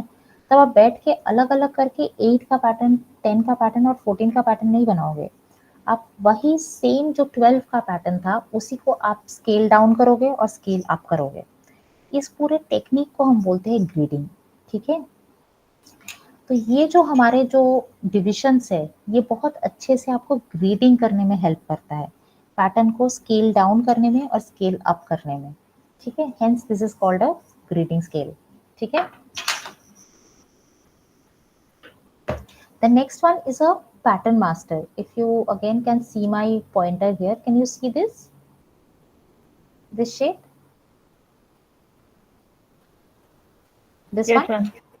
This is called a pattern master. This is how it looks like. ठीक है? It generally is used as a one-stop solution for a lot of our work. So if you look in this, you will see कि यहाँ पे if you look closely, you'll see यहाँ पे नीचे centimetre में divisions है. There are angles made, so कहीं पे 45 degrees के angles बने हुए हैं, different angles. If you can see number of 45 degree angles which are made. There are seam allowances of 5 centimeter and 5 mm and 10 mm made here. Can you see this? Yes, ma'am. या 5 Yes, mm ma'am. And 10 mm seam allowance, एक यहाँ पे बना हुआ है, एक यहाँ पे बना हुआ है. अब इससे क्या होगा, कहीं पे मेरा कर्व है और उसमें सीम अलाउंस ऐड करना है, मुझे बस इस कर्व के साथ उसको अलाइन करना है, ठीक है, और मैं ये सीम अलाउंसेस को उसके हिसाब से बना सकती हूँ. अगर कहीं पे कोई कर्व का शेप बनाना है तो ये सारी चीजें हेल्प हो जाता है. This is not the best solution but it is almost like a one stop solution to a lot of things, ठीक है. Hence it's called the pattern master. Madam मेरा एक डाउट है. बेटा आपका वॉइस ब्रेक हुआ, मुझे सुनाई नहीं दिया. Can you repeat please? Ma'am जैसे ये ग्रेडिंग स्केल से जब हम एक ही पैटर्न को डिफरेंट साइज का बना सकते हैं तो फिर हम साइजिंग लेते ही क्यों है? हम एक स्टैंडर्ड साइज जैसे 8 बना लिया तो उसी से 6 कर लें, उसी से 12 कर लें. मेजरमेंट क्यों लेते हैं फिर बॉडीज का गारमेंट बनाते समय?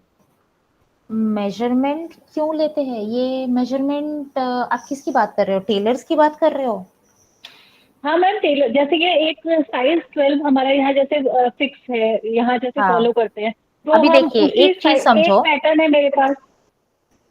करेक्ट. अभी देखो यहाँ पे एक कॉन्सेप्ट समझो.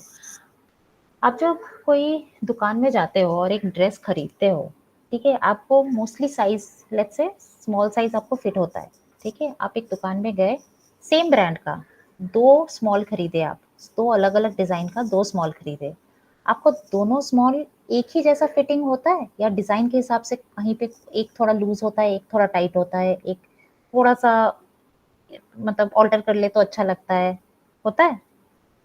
Yes ma'am. होता है ना. अब ये क्यों होता है? क्योंकि हम स्टैंडर्ड साइजेस पे काम कर रहे हैं, हमारे बॉडी स्टैंडर्ड नहीं है.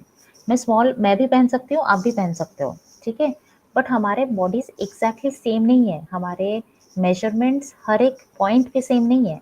थोड़ा कर्व किसी का अलग है, थोड़ा सा शेप किसी का अलग है, कहीं किसी का आर्म थोड़ा सा मोटा हो सकता है, किसी का हाथ थोड़ा सा पतला हो सकता है, ठीक है. ये सारी चीज़ों के चलते हमारे स्टैंडर्ड साइजेस ये तो कर देता है हमें कि मोस्ट चीज़ें फिट हो जाएगी, ठीक है, मोस्ट मोटा मोटा से फिट हो जाएगा, बट एग्जैक्ट फिटिंग नहीं होगा. इसीलिए टेलर के पास क्या होता है, टेलर के साथ पास आपका कस्टमाइज्ड साइजिंग होता है, तब वो स्टैंडर्ड साइजिंग नहीं होता. कस्टमाइज साइजिंग क्या हो गया? कस्टमाइज साइजिंग ये हो गया जहाँ पे आपके हिसाब से, आपके मेजरमेंट के हिसाब से आपका गारमेंट बना. तो इसीलिए जब आप एक टेलर से एक साड़ी का ब्लाउज बनाते हो वो एग्जैक्टली आपके शेप में बनता है, but the moment you will by a readymade blouse you will see कि यहाँ पे थोड़े से फोल्ड्स आएंगे, यहाँ पे थोड़े से फोल्ड्स आएंगे, या तो कहीं पे थोड़ा सा टाइट आएगा, कहीं पे कहीं कुछ पुल लाइंस आ सकते हैं, है ना. Yes ma'am. तो ये समझ में इसका आया? मतलब ग्रेडिंग स्केल ये जितने भी टूल्स हैं ये प्रोडक्शन के टाइम में यूज होते हैं, जहाँ बल्क अ, में काम हो रहा है।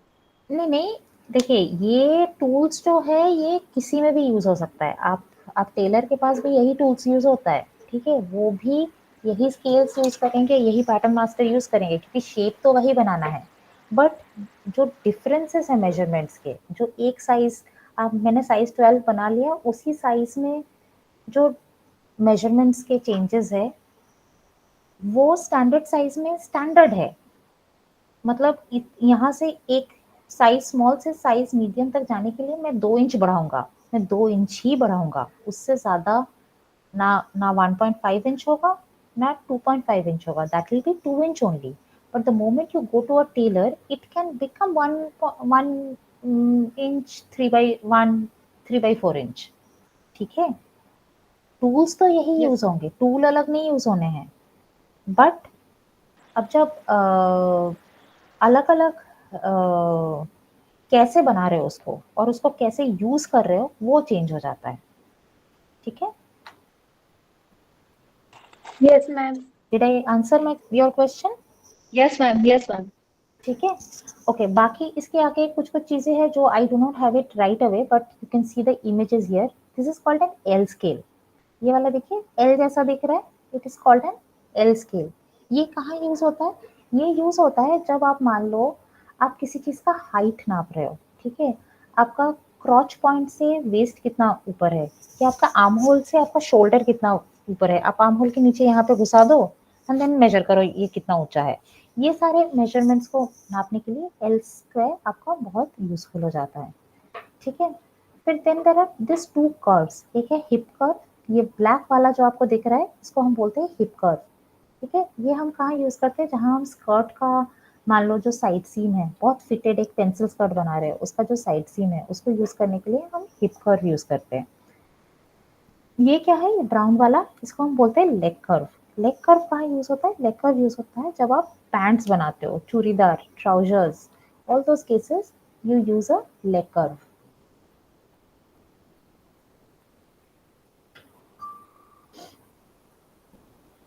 फिर क्या है? फिर हमारा है French curve.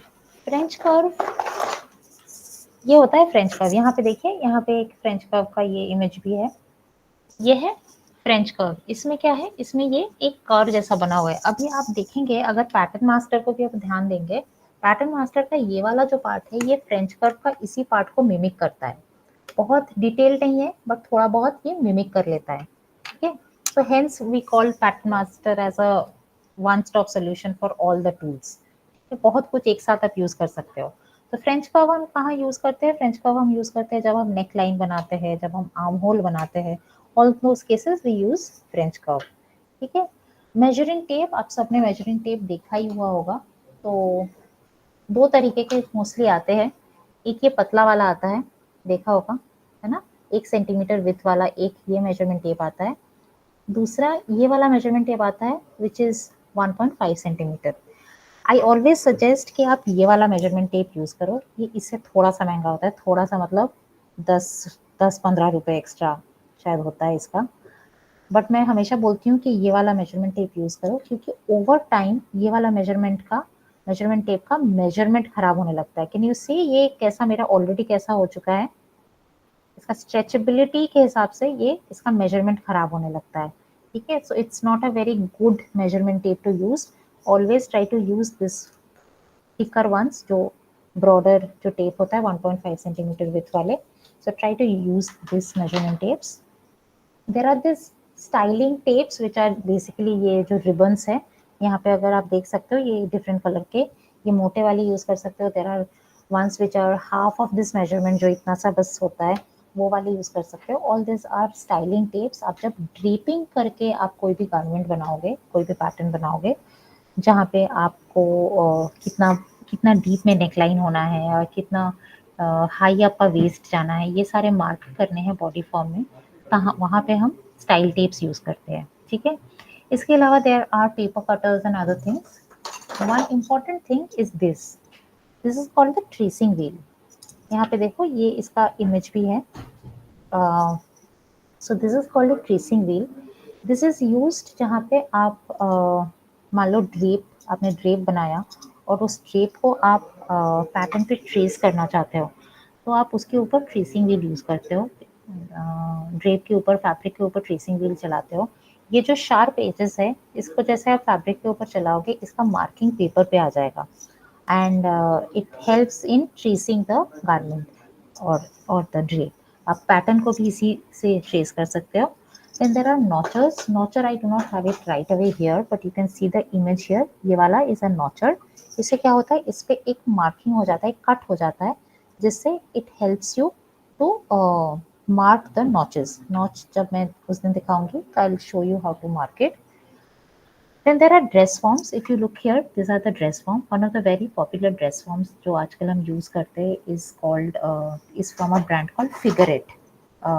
FIGURETTE Figurette. Figurette के या बहुत सारे लोकल ब्रांड्स भी है जो ड्रेस फॉर्म्स बनाते हैं। अगर आप यहाँ पे देखो, these are the dress forms. This 4, if you see, 4 are the dress forms. इसमें ये दोनों तो सेम ही है। These two are called half dress forms. Half dress forms इसमें half क्यों है, क्योंकि ये थाई तक ही है and so it is basically body है and skirt, body and skirt. So आप कुर्तीज, ड्रेसेस, स्कर्ट्स, ब्लाउजेस, ये सारी चीज़ें इस पे आप चेक कर सकते हो। This is a half dress form with arm forms. So ये आपके स्लीव भी आप इस पे चेक कर सकते हो। ड्रेसेस जिसमें स्लीव्स लगे वो भी आप चेक कर सकते हो। And this is a full body form. ये फुल बॉडी फॉर्म इसलिए है because there are legs made into it. So आपको ट्राउजर्स चेक करना है, चूड़ीदार चेक करने हैं, लेगिंग्स चेक करने हैं, ये सारी चीज़ें आप इसमें चेक कर सकते हो। ठीक है। So these are basically the different dress forms. If you see, I have written two things: one paper cutting scissor and fabric cutting scissor. It is always advisable to keep two separate set of scissors. The reason being कि अगर आप fabric cutting scissor से paper cutting करो तो over time उसका sharpness चला जाता है। So for example, I can show you. So this one is my paper cutting scissor. It is a big scissor but little less heavy duty. This is my fabric cutting scissor. It's a heavy duty metal scissor which is needs more sharpness in it. So depending on आप fabric काट रहे हो या paper काट रहे हो, उसके हिसाब से you can decide which scissor to use, and it's always advisable not to mix up your scissors. ठीक है। Then there are this which are called the pinking shears. अगर आप देखो, इसमें एक zigzag scissor के edge पे there are this zigzag marks made. इससे क्या होता है, if you want to cut out pieces of fabric and store it as a swatch book or a swatch card जो आप बाद में दिखाओगे, जिसमें आप seams बनाओगे। मैं आपको ये भी दिखाऊंगी, इसलिए जब मैं seam types दिखाऊंगी तब ये भी I'll check if I can show you or not. So इससे क्या होता है, फैब्रिक फ्रे नहीं करता, वो zigzag फ्रे में फैब्रिक कट जाता है and it stops fraying. उससे धागे निकलने बंद हो जाते हैं। ठीक है। Hand sewing needles I am sure आप सबने देखा होगा। मशीन नीडल्स के बारे में मैं कल जब हम थ्योरी पढ़ेंगे सोइंग का, हम मशीन नीडल्स के बारे में बहुत डिटेल में बात करेंगे, तो आज मैं इसके बारे में ज़्यादा बात नहीं कर रही हूँ। बॉबिन एंड बॉबिन केस के बारे में भी बात करेंगे, but this are the bobbin and bobbin case. अगर आपने स्टिचिंग किया है, मशीन स्टिचिंग किया है, you must have seen this. This is called a seam ripper. If you have seen this, ये एक छोटा सा हैंडहेल्ड डिवाइस होता है जहाँ पे आप, अगर आपका स्टिचिंग गड़बड़ हो गया है तो you can just put this pointy part inside your stitch and you just pull it up, तो आपका स्टिच वो खुल जाता है। आप इसको वैसे यूज़ कर सकते हो। इसके अलावा हम अगेन ये कुछ चीज़ें हैं जो कल हम और थोड़ा डिटेल में बात करेंगे जब हम मशीन को लेके बात करेंगे, सोइंग मशीन को लेके बात करेंगे। कुछ चीज़ें आपके पास होनी चाहिए, स्क्रू ड्राइवर्स, फॉरसेप्स, छोटी छोटी चीज़ें ये आपके पास होनी चाहिए। अच्छा, आप सबके पास सोइंग मशीन है क्या, स्टिचिंग मशीन है क्या? मैडम एक्चुअली मेरे पास, मेरी पोस्टिंग अभी गाजियाबाद में है, मैं लखनऊ में हूँ, तो लखनऊ में थी, लखनऊ में है लेकिन यहाँ नहीं है। अच्छा, यहाँ नहीं मैम है। मेरे पास है, मैं स्टिचिंग करती भी हूँ। ठीक है, और बाकी लोग? ओके, ठीक है, हम अगर आपके पास मशीन है तो बहुत अच्छी बात है। तो फिर क्योंकि हम कुछ-कुछ सीम टाइप्स में जो आपको असाइनमेंट्स दूँगी उसमें कुछ-कुछ सीम टाइप्स का भी असाइनमेंट होगा। बट कोई प्रॉब्लम नहीं है, आप हाथ से भी स्टिच कर सकते हो। तो as long as you have you can by one hand sewing needle and some thread and some fabric, you're okay to go। अगर आपके पास मशीन है अच्छी बात है, नहीं है तो हम हैंड स्टिचिंग से हम सीम्स बनाएँगे, ठीक है? And okay ma'am. Yes ma'am. finally is the muslin। This is what a muslin look like। I'm sure few of you must have already worked on it, but this is how a muslin generally looks like। This is a muslin fabric। You can see it is soft, at the same time it has some starch in it, so थोड़ा सा stiffness भी है। तो अगर मैं इसमें मान लो अगर प्लीट डालूं और ये मैं अगर प्रेस कर दूं यहाँ पे, ये प्लीट का मार्क रह जाता है। Can you see this yes mark मैम। staying? है यस ना? मैम। तो ये स्टिफनेस भी है, so hence it is very useful to handle, ठीक है? फाइनली ये this is the last thing I think we are going to talk about is how to take the body measurements, ठीक है? कुछ कुछ चीज़ें इम्पॉर्टेंट है जब आप बॉडी मेजरमेंट्स लोगे। आप अपने प्रैक्टिकल वर्कबुक में आज एक बार जाओगे, ठीक है? आज मैं ये करने के लिए नहीं बोल रही हूँ, आपने मैं आपको जब थर्ड क्लास के बाद असाइनमेंट दूंगी तभी आप ये सब करोगे। बट आप अपने प्रैक्टिकल वर्कबुक में जाओगे, वहाँ पे देखोगे there is an assignment given to you. पहला एक तो असाइनमेंट में ही है where it is asked to take a body measurement of your friend, ठीक है? So this is how you generally take the body measurement। These are essentially the points on which you take the body measurement। So अगर हम landmarks को देखें body का, तो हम generally ऐसे करते हैं। अगर हम ये this is the front end this is the back, अगर हम फ्रंट को सेंटर से ऐसे डिवाइड करें, सो this is the I hope सबको मेरा पॉइंटर दिख रहा है, स्क्रीन पे मेरा पॉइंटर यस दिख रहा मैम। है ना? यस तो मैम। ये सेंटर को अगर हम डिवाइड करें, this is the centre front line, ठीक है? On the base of it is the base of the neck. So आप जब नेक मेजर करोगे तो हम कैसे मेजर करते हैं? आप सिंपली मेजरमेंट टेप जो है नेक के अक्रॉस लेंगे, 2 फिंगर रखेंगे बीच में, ठीक है? 2 फिंगर रख के इसको ऐसे मेजर करेंगे, ठीक है? बीच में 2 फिंगर रखिएगा, एकदम टाइट करके ऐसे मत मेजर कीजिएगा, we don't want to choke anybody. So बस 2 फिंगर रख के ऐसे मेजर करेंगे। जो मेजरमेंट आएगा इज द नेक का मेजरमेंट, ठीक है? We will talk about some types of measurements. Let's say जब हम मेजरमेंट्स लेते हैं, बॉडी के जो मेजरमेंट्स होते हैं 2 तरीके के होते हैं। एक होता है लेंथ, ठीक है? अगर मान लीजिए मुझे अपना हाइट मेजर करना है, तो एक स्टार्टिंग पॉइंट है, एक एंडिंग पॉइंट है, राइट? अगर मुझे अपना स्लीव का लेंथ मेजर करना है, एक स्टार्टिंग पॉइंट होगा, एक एंडिंग पॉइंट होगा। मैं शोल्डर से मेजर करूंगी अपने रिस्ट तक, हाँ ना? Yes ma'am. Yes। Correct? So hence it is a length when there is a clear starting point to a clear ending point, those measurements are length measurements, ठीक है? तो हमारे एक तरीके के मेजरमेंट्स हो गए लेंथ। तो दूसरे के तरीके का मेजरमेंट है, उसको हम बोलते हैं गर्थ। गर्थ क्या हो गया? गर्थ जब आप सर्कल में मेजर करते हो, अभी जैसे मैंने नेक मेजर करके दिखाया, यहीं से स्टार्ट किया, वापस गई, यहीं पे वापस आई, ठीक है? ये हो गया नेक पे गर्थ, GIRTH, ठीक है? तो फिर 2 तरीके के मेजरमेंट हो गए, एक जहाँ पे एक स्टार्टिंग पॉइंट है, दूसरा एंडिंग पॉइंट है। दूसरा जहाँ स्टार्ट हुआ है वहीं पे वापस आके हम एंड हो रहे हैं, उसको हम बोलेंगे गर्थ। गर्थ कौन कौन से हो सकते हैं? हमारा नेक का गर्थ हो सकता है, चेस्ट का गर्थ हो सकता है, वेस्ट हो सकता है, हिप हो सकता है, नी हो सकता है, रिस्ट हो सकता है, बाइसेप हो सकता है ना? ऐसे बहुत सारे मेजरमेंट्स हो सकते हैं जो हम राउंड में लेंगे। जब कभी भी हम मेजरमेंट को राउंड में लेंगे, हम उसको गर्थ बोलेंगे, ठीक है? Is this clear? Yes. Yes ma'am. यहाँ पे देखिए there are few important points here. एक तो हमारा बेस ऑफ नेक हो गया, फ्रंट में हम इसको नेक पॉइंट बोलते हैं, बैक में हम इसको नेप बोलते हैं। यहाँ पे देखिए लिखा हुआ है नेप ऑफ द नेक, इसको हम बोलते हैं नेप, ठीक है? पीछे वाला पॉइंट अगर आप अपने बॉडी पे टच करोगे, एक पॉइंट है जो कि थोड़ा सा चढ़ा हुआ है, इसको हम बोलते हैं नेप। यहाँ पे इसी नेक के बेस पे यहाँ पे देखिए एक पॉइंट है जिसको हम लिखा हुआ है हाईएस्ट शोल्डर पॉइंट, ठीक है? ये वाला पॉइंट जहाँ पे हमारा शोल्डर का स्लोप है, शोल्डर जहाँ पे सबसे हाई है, that is called the highest shoulder point. It is also called the highest point of shoulder, short form HPS और HSP.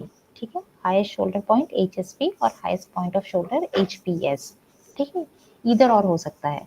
फिर ऐसे नीचे जाएंगे तो पहला क्या आ रहा है? पहला हमारा आ रहा है अक्रॉस चेस्ट. आर्म होल के बीचों बीच अगर हम मेजर करेंगे फ्रंट को, इसको हम बोलते हैं अक्रॉस चेस्ट.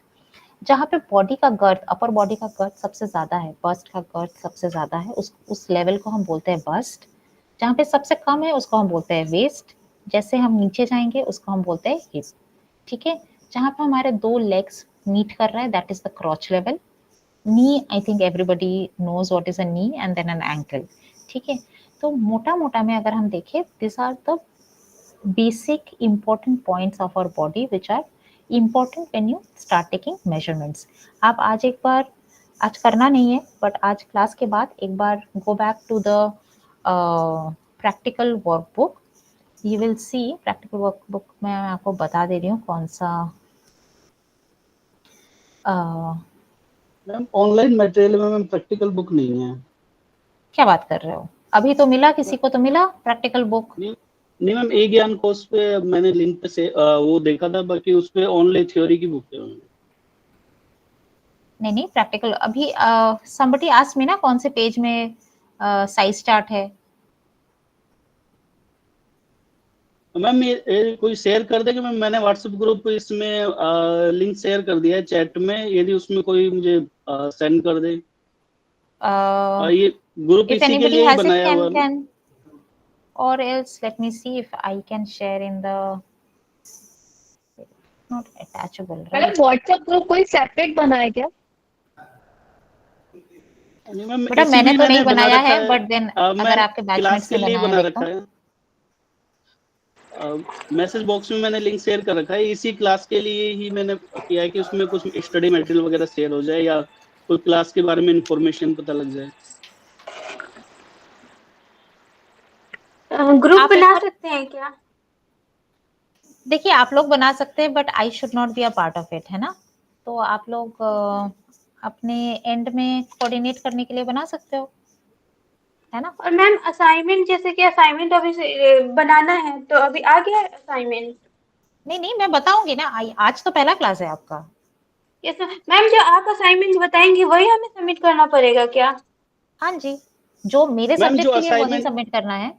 दूसरे सब्जेक्ट के लिए आपके फैकल्टीज बताएंगे, आपके उस सब्जेक्ट के फैकल्टी बताएंगे आपको.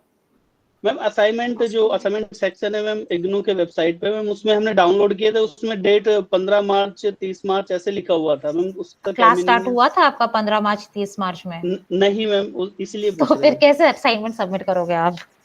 मैम एक बार मैं असाइनमेंट सबमिट की थी तो सबमिट शो ही नहीं कर रहा मेरा. इसके पहले वाले बैच में वो वाला था. छोड़ दो. आप एक बार चाहे तो हमारे अभी क्लासरूम में इग्नू से कोई है क्या, ऑफिस से? Classroom RC Bhubaneswar, is somebody there? Can you respond to the queries of the students? इन्होंने बस कनेक्ट कर लिया है. It's okay. आपको मैं I will share my email ID to you and I will tell you what to submit and how to submit. Don't worry. ठीक है. बाकी अभी फिलहाल आपने दिखाया है, बॉडी मेजरमेंट का जो फिगर है, ये लेडीज का और जेंट्स का सबका अलग अलग होगा? नहीं, वही तो मैं बोली ना. अभी जो आपने दिखाया है ये सबके लिए है. लेडीज हो जेंट्स हो, मोटा मोटा ये सबके लिए है. ठीक है. Of course as we move on, as we do detailed measurements, तो थोड़े बहुत measurements change होते हैं. women's में bust का enhancement ज़्यादा होता है, तो hence थोड़ा बहुत changes तो of course है, but मोटा मोटा ये सारे bodies में होते हैं. highest shoulder point सबका होगा, neck सबका होगा, across front, bust, waist, hip, ये सबका होगा. but कितना measurement है, कितने level पे measurement है, वो अलग हो जाएगा. ठीक है. एनीवेज, अभी फिलहाल के लिए आप जो करो अपने बीच में, प्लीज प्रैक्टिकल वर्कबुक को थोड़ा शेयर कर लो. अगर आप प्रैक्टिकल वर्कबुक आपको मिलता है, आइडियली आपके उसमें होना चाहिए, वो जो इग्नू का वेबसाइट है उसी में होना चाहिए. मैंने वहीं से डाउनलोड किया है मैम. ई ज्ञान कोश में है ना ये प्रैक्टिकल वर्कबुक? मैंने वहीं से डाउनलोड किया है, तो वहाँ का मैंने भी वहीं से किया. तो आपको मिल जाना चाहिए बेटा. तो अगर नहीं है, अगर आप लोग ग्रुप बनाते हो एक दूसरे के साथ शेयर कर लो। बाकी ठीक है मैम, मैं एक बार चेक हाँ करूंगा जी, मैं। तो उसमें देखना एक्सरसाइज 1 है, ठीक है। एक्सरसाइज 1 बोलता है बेसिकली आपके एक दोस्त को पकड़ो और उसका मेजरमेंट लो, ठीक है। और मेजरमेंट जब आप लेने जाओगे, if you can go to that practical workbook अभी, तो आप देखोगे उसमें पेज नंबर एक्सरसाइज 1 ही है, पेज नंबर 4 में दिख रहा है, जहाँ पे वो बोलता है bust circumference, Yes, waist circumference, neck, ये सारे मेजरमेंट्स। तो आप इन्होंने जैसे डिवाइड करके रखा है, देखो पहला वाला पार्ट वो गर्थ के बारे में बोल रहे हैं, तो कोई भी राउंड वाले मेजरमेंट, सर्कम्फरेंस वाले मेजरमेंट उसमें है। फिर उसके बाद लेंथ है, लेंथ में वो लोग हॉराइजेंटल मेजरमेंट बोल रहे हैं, जैसे अक्रॉस बैक हो गया, अक्रॉस चेस्ट हो गया, शोल्डर हो गया। तो एचएसपी से आप यहाँ तक शोल्डर पॉइंट तक मेजर करोगे तो आपका शोल्डर लेंथ आ जाएगा, ठीक है। अक्रॉस शोल्डर के लिए क्या करेंगे, एक शोल्डर पॉइंट से दूसरा शोल्डर पॉइंट तक सीधा मेजर करेंगे तो अक्रॉस शोल्डर आ जाएगा। तो ऐसे करके आप सारे measurements across shoulder ma'am back से, हाँ, अक्रॉस पीछे से शोल्डर लेंगे, बैक से मेजर करते हैं या फ्रंट से? पीछे से लेंगे। ओके। अगर मेरा मेजरमेंट टेप ऐसा है तो मैं ऐसे लूंगी, ठीक है, पीछे back to back. Okay.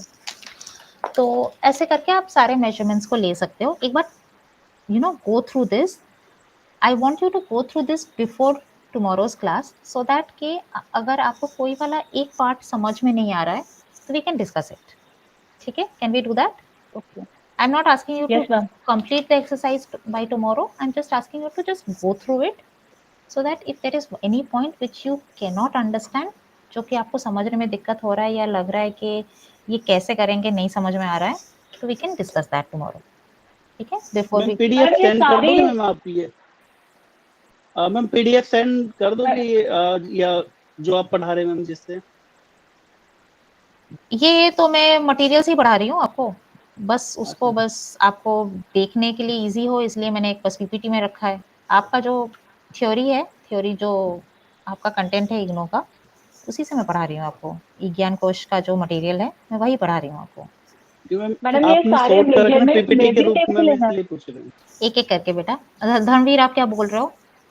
Ma'am ये पूछ रहा था, ये पीपीटी बनाया हुआ है मैम, आपने शॉर्ट कर जिस हिसाब से पढ़ाया मैम, वैसे हमें रिवीजन करने में आसानी होगी इसलिए बता रहे हैं। ओके, अच्छा ठीक है, I will talk to classroom and I will see if I can I can have your IDs to share, ठीक है। मैडम ये सारे मेजरमेंट्स जो करने हैं मेजरिंग टेप की हेल्प से ही करना है ना? हाँ जी, मेजरमेंट टेप की हेल्प से ही करना है। ये तो आप ऐसे नहीं कर पाओगे ना, स्केल से नहीं कर पाओगे, क्योंकि बॉडी का मेजरमेंट है, स्केल तो 2D है। आप बॉडी के अराउंड बर्थ कैसे लोगे, है ना? ठीक है, can we move on next, हम चले थोड़ा सा। Yes ma'am. हाँ, ये कुछ कुछ चीज़ें आपको ध्यान रखना है जब आप मेजरमेंट कर रहे हो। जो आप मेजरमेंट कर रहे हो बहुत ज़रूरी है, जो जिसका आप मेजरमेंट कर रहे हो वो एक फिटेड गारमेंट पहना हुआ हो। फिटेड गारमेंट का मतलब क्या है, ऐसा कुछ ना पहना हो which is very loose, which is very voluminous. Baggy jeans, जैसे बैगी जीन्स पहन के आप उसका उसका मेजरमेंट नहीं ले सकते, क्योंकि उसमें बल्क इतना ज़्यादा है। जो जिसका आप मेजरमेंट ले रहे हो उसको while they are standing, make sure they are standing very straight. ऐसे ऐसा ना हो कि वो आप वो बेंड कर हो रहे हैं या स्लाउच कर रहे हैं, ठीक है। जैसे मैंने अभी बताया, नेक का मेजरमेंट के लिए मैंने क्या दिखाया, 2 फिंगर्स बीच में रखा। तो जब भी आप मेजरमेंट ले रहे हो, मेजरमेंट लो, बॉडी के अराउंड लो, बट उसको टाइट मत करो। Good way of doing measurement कि आप मेजरमेंट बॉडी के अराउंड लो और मेजरमेंट खत्म करने से पहले उसके बीच में 2 उंगलियां, स्पेसिफिकली गर्थ वाले मेजरमेंट्स, जो सर्कमफरेंस वाले मेजरमेंट्स है, उसके बीच में 2 fingers, insert 2 fingers and then take the measurement. It will ensure कि आपका मेजरमेंट बहुत टाइट ना हो, ठीक है। एक बहुत अच्छा उपाय है मेजरमेंट लेने का, अगर आप पीछे मिरर रख पाओ। तो आप जिसका मेजरमेंट ले रहे हो उसके पीछे अगर एक मिरर रहे तो आपको पता लगेगा कि जब आप वो सर्कमफरेंस ले रहे हो, पीछे से वो टेप नीचे तो नहीं गिर जा रहा है, यानी ऊपर तो नहीं चढ़ जा रहा है, वो पैरेलल तो है, ठीक है। ये सारे चीज़ें थोड़ा ईजी होगा करने के लिए।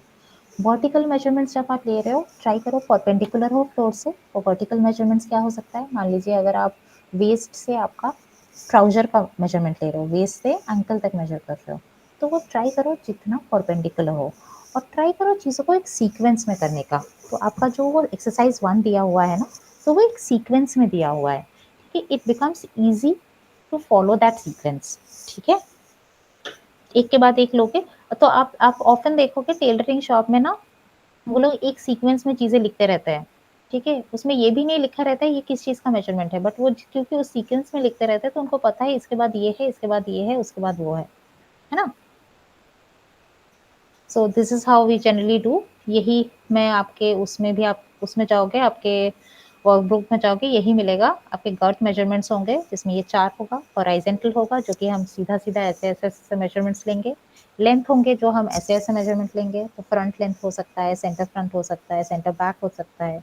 हम एचएसपी से बस्ट तक का भी एक मेजरमेंट ले सकते हैं। सो अलग-अलग गारमेंट के हिसाब से भी मेजर हो सकता है। तो स्लीव के लिए हम स्लीव का लेंथ ले सकते हैं,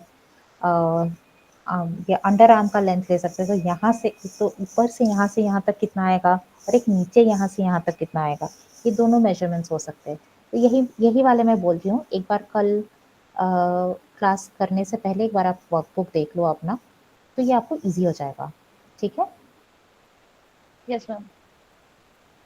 सो this is it. Size charts के बारे में हम ऑलरेडी बात कर ही चुके हैं, because you have been a very good class by the way. Constantly आप इंटरेक्ट कर रहे हो, तो हम ऑलरेडी मेरा ये एकदम एंड में था, बट आपने क्योंकि बीच में ऑलरेडी पूछ लिया कि मीडियम और ये सारी चीज़ें क्या होता है, स्टैंडर्डाइज साइजेस क्या होते हैं, कस्टमर साइजेस क्या होते हैं, तो हम ऑलरेडी इसके बारे में बात कर चुके हैं। तो बेसिकली ये है कि स्टैंडर्डाइज साइजेस वो होते हैं जो कि मैक्सिमम लोगों को फिट कर पाए। हम एक सूटेबल रेंजेस लेते हैं कि मीडियम में यहाँ से यहाँ तक के लोग हो जाएगा, या स्मॉल में यहाँ से यहाँ तक का लोगों को हो जाएगा। बट कस्टमाइज्ड में जनरली ये होता है कि हम अपने फिटिंग के हिसाब से करते हैं।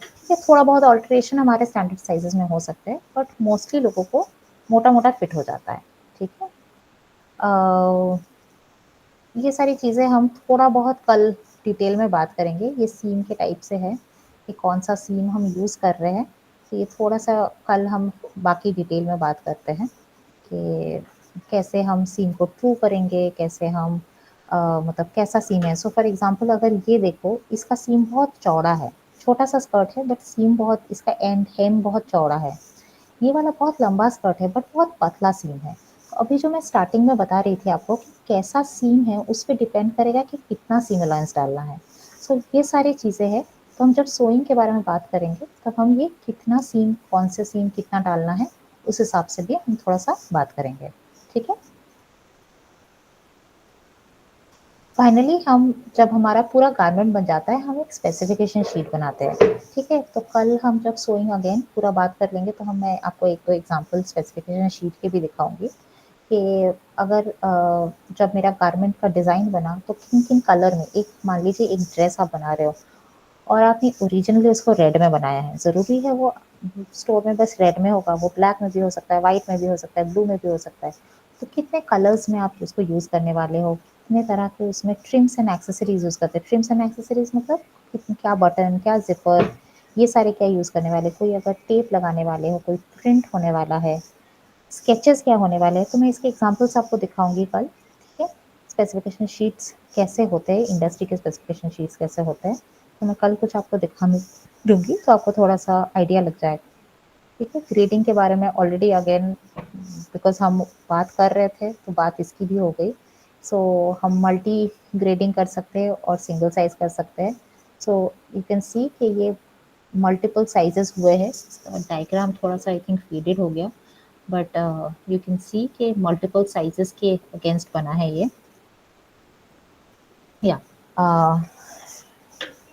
now if you have some questions, we have some time, some 15 minutes time to answer your questions. Madam ये बट आपका वॉइस बहुत मार्किंग ब्रेक कर हो रहा है, सकते आई हैं क्या? Can't hear anything. मैम जो आई अभी can't hear draping anything. Method था, मैम अभी आ रही है? ड्रेपिंग मेथड में क्या हम सिम का मार्किंग भी करते हैं क्या?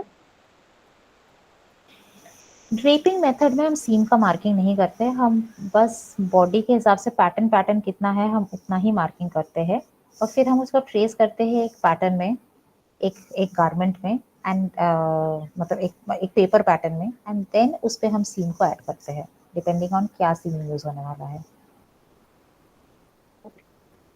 ठीक है? बट हम इस कोर्स में ड्रेपिंग का हमने थोड़ा थ्योरी पढ़ा, बट हम प्रैक्टिकल पैटर्न मेकिंग का ही करेंगे, हम प्रैक्टिकल ड्रेपिंग का नहीं करेंगे। अगर आप प्रैक्टिकल वर्कबुक पे आप देखोगे, आपका मोस्टली पैटर्न मेकिंग पे ही आपका काम है। तो हम जो बनाएंगे, क्योंकि ड्रेपिंग करने के लिए आपको जिस तरह की चीज़ें चाहिए वो अभी आपके लिए एक्सेसिबल होगा नहीं, बॉडी फॉर्म्स वगैरह चाहिए होता है, तो हम पैटर्न मेकिंग टेक्निक से ही करेंगे। कुछ कुछ चीज़ें आपको चाहिए होंगी पैटर्न्स बनाने के लिए, कुछ टूल्स चाहिए होंगे, बेसिक टूल्स, जैसे आपका सिजर हो गया, pencil and some sort of scale, if not a grading scale, a regular scale will also do. एक फ्रेंच कर्व अगर अरेंज कर पाओगे दिस वन तो विल बी गुड, बिकॉज आपका ये जो शेप्स वगैरह होते हैं, जो कर्व्स वगैरह होते हैं, वो इससे बहुत आसानी से हो जाता है। And one measurement tape, this 4 things if you can source, it will be easy for you to make the patterns. आपको थोड़े बहुत फैब्रिक भी सोर्स करने पड़ेंगे फॉर द सीम टाइप्स के बारे में हम जब बात करने वाले हैं उसके लिए, ठीक है। But anyways you will have time for that. Okay, any more questions? Ma'am आप असाइनमेंट बताइए तो मैम जमा कहाँ पर करना है असाइनमेंट? मैं आपको मेरा मेल आईडी दे दूंगी and you can send me your assignment through email. ठीक है? You will send me your madam assignment मैंने through email. Plus, in the last class, we will also discuss your assignment and you will have to answer certain questions also. Ma'am assignment question आप देंगे या जो उस पे इग्नू की मैं website पे? मैं ठीक, दूंगी। Okay ma'am. मैडम इग्नू की साइट पे ऑलरेडी अपलोडेड है असाइनमेंट। बेटा इग्नू की साइट में जो असाइनमेंट अपलोडेड है और जो क्वेश्चन है वो तो आपको 15 तारीख तक सबमिट करना था, कैसे करेंगे आप? Yes ma'am, yes. है ना? तो let's not discuss about that. I will give you. ठीक है? Also, there's a lot which is given in IGNOU website. We will have a summarized version of that, which covers everything. ठीक है? Madam मेरी एक और query है। हाँ जी बोलिए। मैम मैंने लास्ट सेमेस्टर में भरा था 071 और 073 एग्जाम के लिए, लेकिन Okay. मैंने केवल थ्योरी भरा था, मैंने प्रैक्टिकल नहीं भरा था।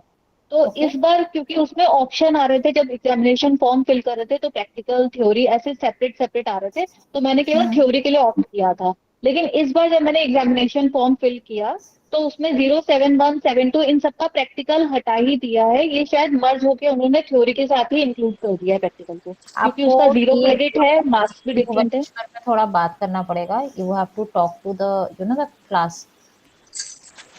मैम मैंने ऑलरेडी मेल डाला हुआ है, कुछ रिस्पॉन्स नहीं आया है। ठीक है, I will ask them to, I will remind them. ठीक है?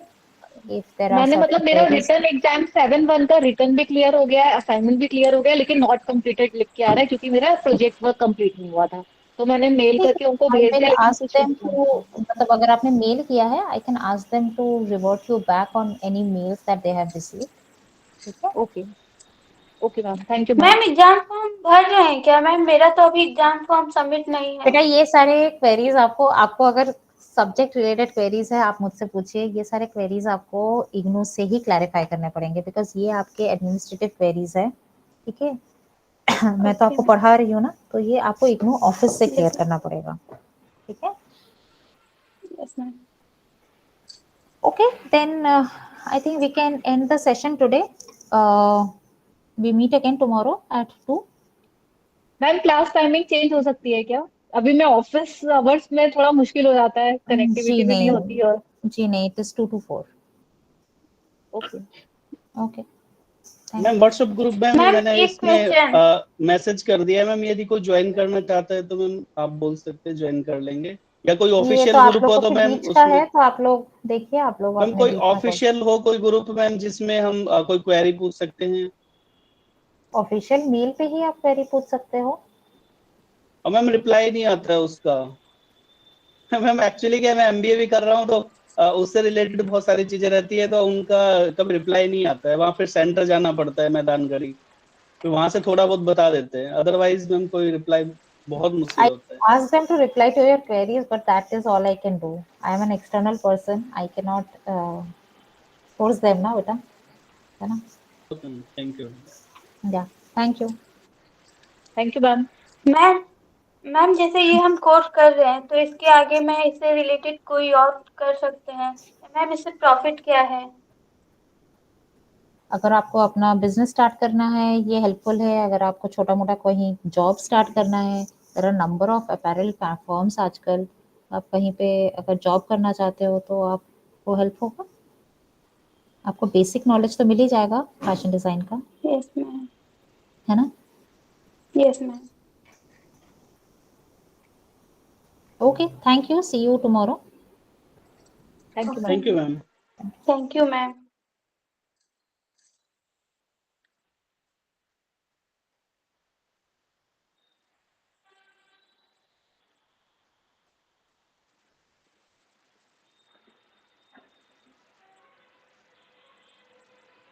हेलो।